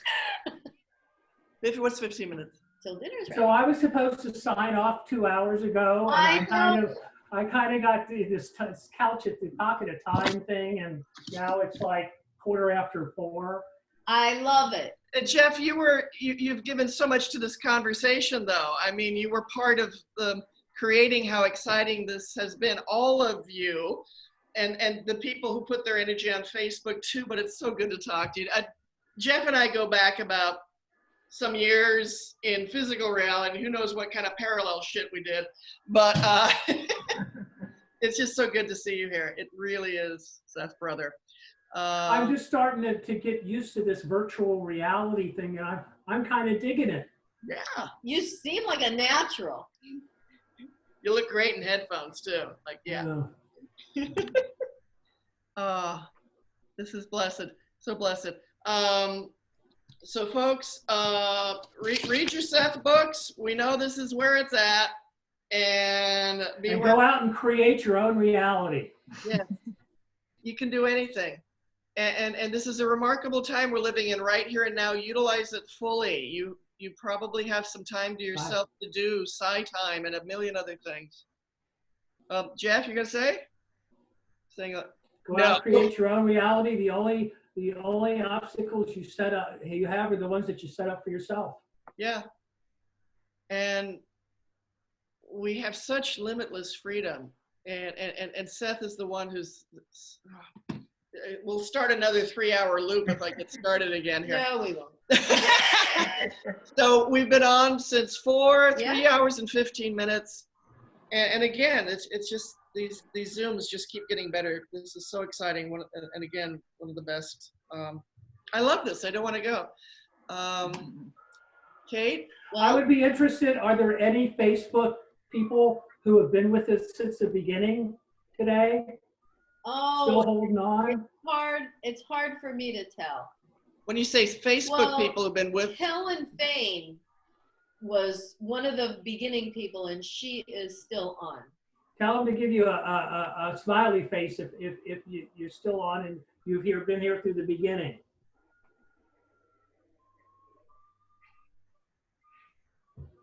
Because this has been a long ass time for a meeting. I'm sorry. Seems like 2 minutes to me, but I'm a Sething. What can you say? My 2 minutes is like 4 days. that's good. Well, I posted it. Penny Mead, she said she came in late. Oh, is But that Penny? Heather, keeping Heather lightly, she was on in the very beginning too. She says, this is more than exciting. So appreciate it. And I can't wait for the next time. Sincere regards. Oh. Yeah. I'm going to have to make this a regular Sunday thing. Yes. Yes. Would love it. Would love to see you. It looks like I got a regular Friday, Saturday thing too. Yeah. So nobody's answering that they were here from the beginning. But I don't blame them. But I'm recognizing many names from way back.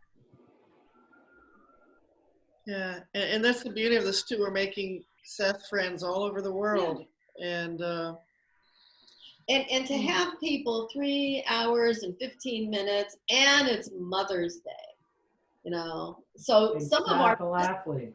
some of our very best Zooms have been on holidays. Easter was tremendous. Yeah. We had the biggest group, and it was we were on for 4.5 hours. A lot of us were having Easter dinner together, just munching, Andy. BJ, you haven't said anything. I am. Beautiful conversation. So, he's in Argentina. Yeah? Yeah. He still can talk to us. I can. How are you? Yeah, it's fine. I have usually many questions, but I can't get into it because you're so constantly chatting and talking, and it's interesting. And so I think of myself, when can I ever ask my questions, which are nagging me for years?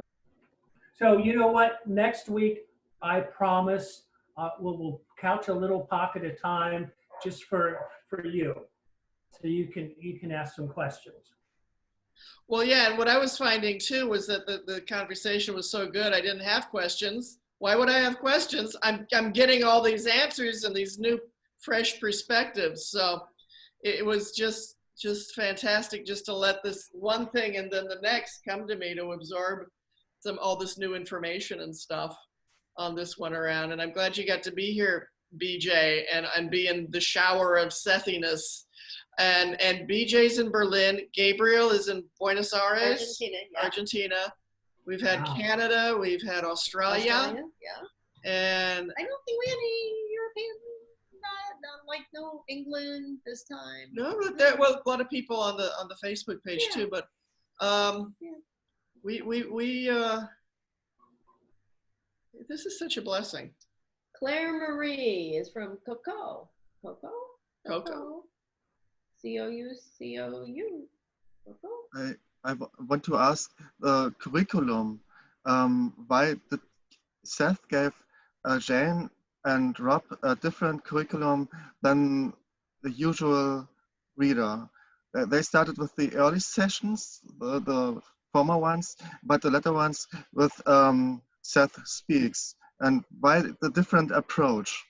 I never understood it. The early sessions, it's about capsules and inner senses and complicated stuff. And that's the first session ever happened. But the mainstream sessions, which get published at first, were like Nature of Personal Reality, Seth Speaks, Individual and Mass Nature, and I can't understand it yet. Well, you know, from what I understand, the books that we would call the Seth books, Nature, Personality, Seth Speaks, all those books were not Jane books. Those are Seth books. Those are direct dictations from Seth, word by word. The other is in a continuity in a book form. It came out in a book form from beginning to end. The other is just sessions where they would be talking with Seth and not so much in a book form, but I don't know, somebody can help me here. Yeah, some things were Jane, some things were Seth's, but the early sessions, this was like the conversation he was having with Jane and Rob privately in this room. Mm-hmm. And I just saw something. I flipped over the Pat Norelli. Isn't she on our list, or isn't she someone we've been in contact with? So I don't know, BJ, if that answers any of your questions, but from what I know, the Seth books were actual dictations of a book from start to finish from Seth through Jane, Rob transcribing it, and all of the other interactions with Seth were private conversations that she and Rob would have on various subjects with Seth, not in book form. Right, and how you tell the difference is it says Seth book. When it's Seth speaking by himself for himself, it says a Seth book, like here too, a Seth book. Whereas when it's something Jane wrote, it'll say, you know, Jane Roberts, and it won't say a Seth book. Now this one, Power of ESP, Jane drew liberally from Seth's, this was like her first metaphysical book that she put out in 1965-ish, but she drew very liberally from early sessions, the first 500, the first, when Seth material she liberally pulled from there too. Right, yeah. So she used big chunks of Seth in books that she wrote, like ESP Power and the Seth material, and in other books that she authored, telling her own thoughts and feelings, but quoting big chunks from Seth in them too. But if you're wanting to get just Seth's story on things, look for a Seth book. The only time that they would put in a Seth book something that's not Seth, it would be in italics and Rob would note it. So if it's not something that Rob has noted, it's all Seth. Yeah, so wherever it's italics, that's Rob speaking, or Jane too. And then when it goes back to normal text, that's back to Seth speaking, when it's a Seth book. So to help us. I thought there's some, as Seth, as a teacher and a speaker, I thought there's some certain order in it. He had made this curriculum in advance, and he wanted to get Jane and Rob from the easier concepts to understand the dependency of concepts. He wanted to go there, and it's like always from the first sessions, it's like flower, consciousness is a petal with flowers, no, a flower with petals or something like that. And all the complicated stuff is going on. And then Jane doesn't accept reincarnation, but the idea of as a universe as idea construction. Yes, those were some of Seth's early quotes, yes. And so I try to understand Seth's mind, his pedagogic, his into this, and this is the yeah, how to So teach something. I don't think that Jane nor Rob had any particular curriculum. I don't think it really, I think it was irrelevant whether they understood what he was dictating or not. It was helpful. They learned from him as they went along. It was not something that they knew and they learned and then they communicated with us. They learned it as it was coming from Seth also. So it was all news to them too. So Seth just started sharing information and truth.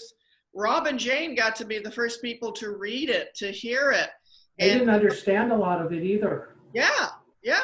So a lot of it was hard to wrap their head around. Plus, what I noticed too is like it was coming so fast and furious. They in book form didn't have time to study all the things. Like, you know, we're studying this stuff 40 years. They got to read it when it happened, type it over, and then there's the next session. So they were processing the information as fast as they could. So maybe, you know, they didn't have the luxury we have of being able to do this with all the material. I know, and you know what's even more amazing is it was channeled in book form, and a lot of times a new book would start to be channeled when they were in the middle of the channeling of the book they were writing.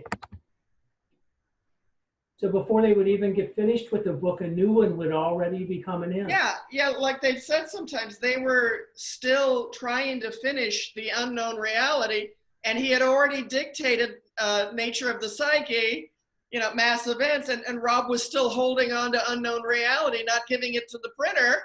So they'd have these books ready to fly into the world, and they were still trying to process things as fast as they could. So Seth just kept giving information, and they were learning as fast as they could, but they were also working hard on just the nuts and bolts of putting a book together for a printer and working with, you know, editing and the printing of the time. So yeah, they were working hard on getting this stuff out there. So could have Seth also started with the first official Seth book?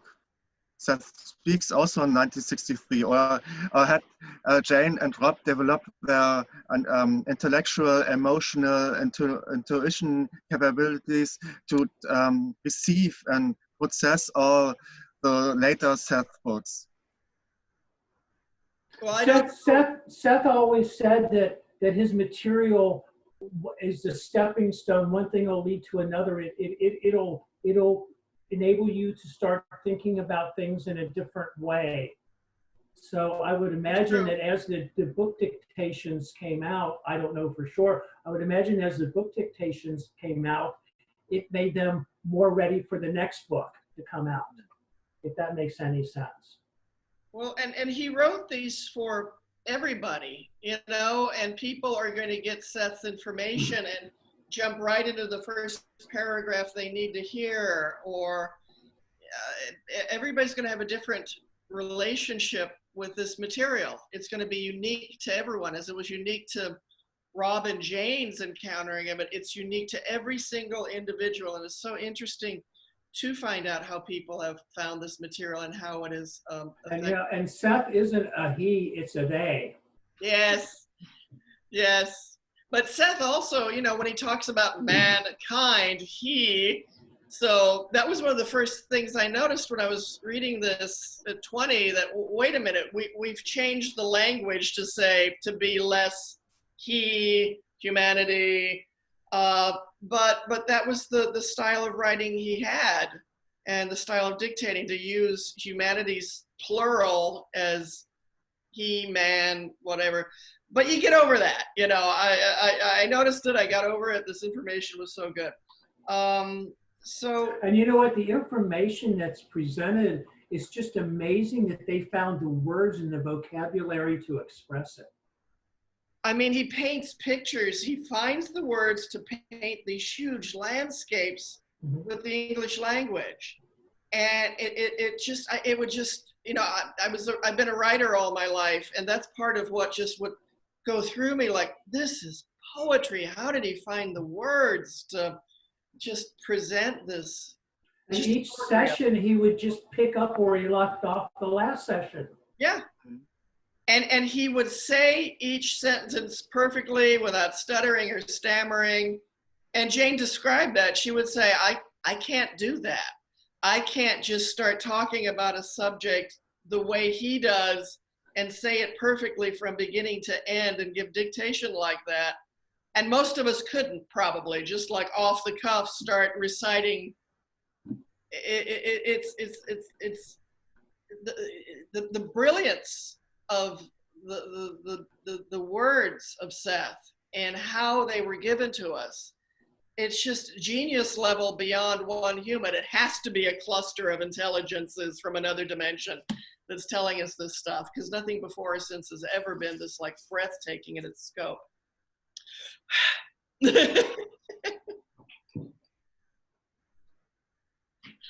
Well, I tell you what, maybe we should start thinking about. I think it's a wrap. Yeah, because as some of you heard, Kate wanted me to take her out to Chinese dinner, and of course we can't go into the restaurant. We have to just pick it up and run. So we brought China to you a few minutes ago. Yeah. It's so we gotta hustle off. Even if it was in Canada, but that's typically Sethy. Yeah. We're going to China via Canada. This global community of Sethiness. And I'm so inspired by all the conversations we have. Every moment of this was so special. I take you all to my heart, my Seth brothers and sisters, in this video on Facebook. And think about it, 100 years from now, people might be going like, wow, I saw this 100-year-old video of people talking about Seth. It's just as timeless now as it was 100 years ago and 150 years ago when Seth said, dictation. Now. Good evening. Good evening. Now we begin. Good evening, Seth. Good evening, Seth. We are so blessed. Anything else? I'm just happy that I am intellectually capable of understanding the smallest, minute fragment of any of this material. It's just amazing. And as you read it over and over again, it's new, it's fresh, it opens more doorways within. And then when you start putting it into practice, oh my. Changes everything. And I'm going to keep reading it and keep being astounded. And who knows where this will take us, a life study of reading this stuff? I'm just going to show up and see what happens. Yeah, just show up every day and like Nice. just keep living wow, living wow. And for any of you that have made it all the way through this on YouTube, please push the subscribe button. I gotta do this. Subscribe to us, join our Facebook group, the Seth discussion at the Seth House. And bye. And our on YouTube, our YouTube channel is the Seth House. And the We thought of website is thesethhouse.com. To reach us, it's info@thesethhouse. And you come to my website, SethDirectory.com, which is for the Seth Directory and online community. If you're a Sethi out there and you're sitting alone, you don't have to be. Come and join us. Absolutely. Let's do this again next Sunday. How about it, gang? Yes. And let's all try to get together in our dream states because we can. We probably already do anyway, but let's just keep up the good stuff. Do you play the Seth House jingle? Let's talk about Seth. We're going to have to find one of those. But let's talk about Seth, baby, and so on. Oh, yes. Oh. If you want to hear that song, it's on YouTube. Let's talk about Seth. What? Can you post a link? Get there. Post a link. Post a link on the community to it. Okay. All right, we'll do that. Okay. We'll do. Happy Mother's Day to everybody. Bye. Happy Mother's Day. Happy Mother's Day. Something. Yeah.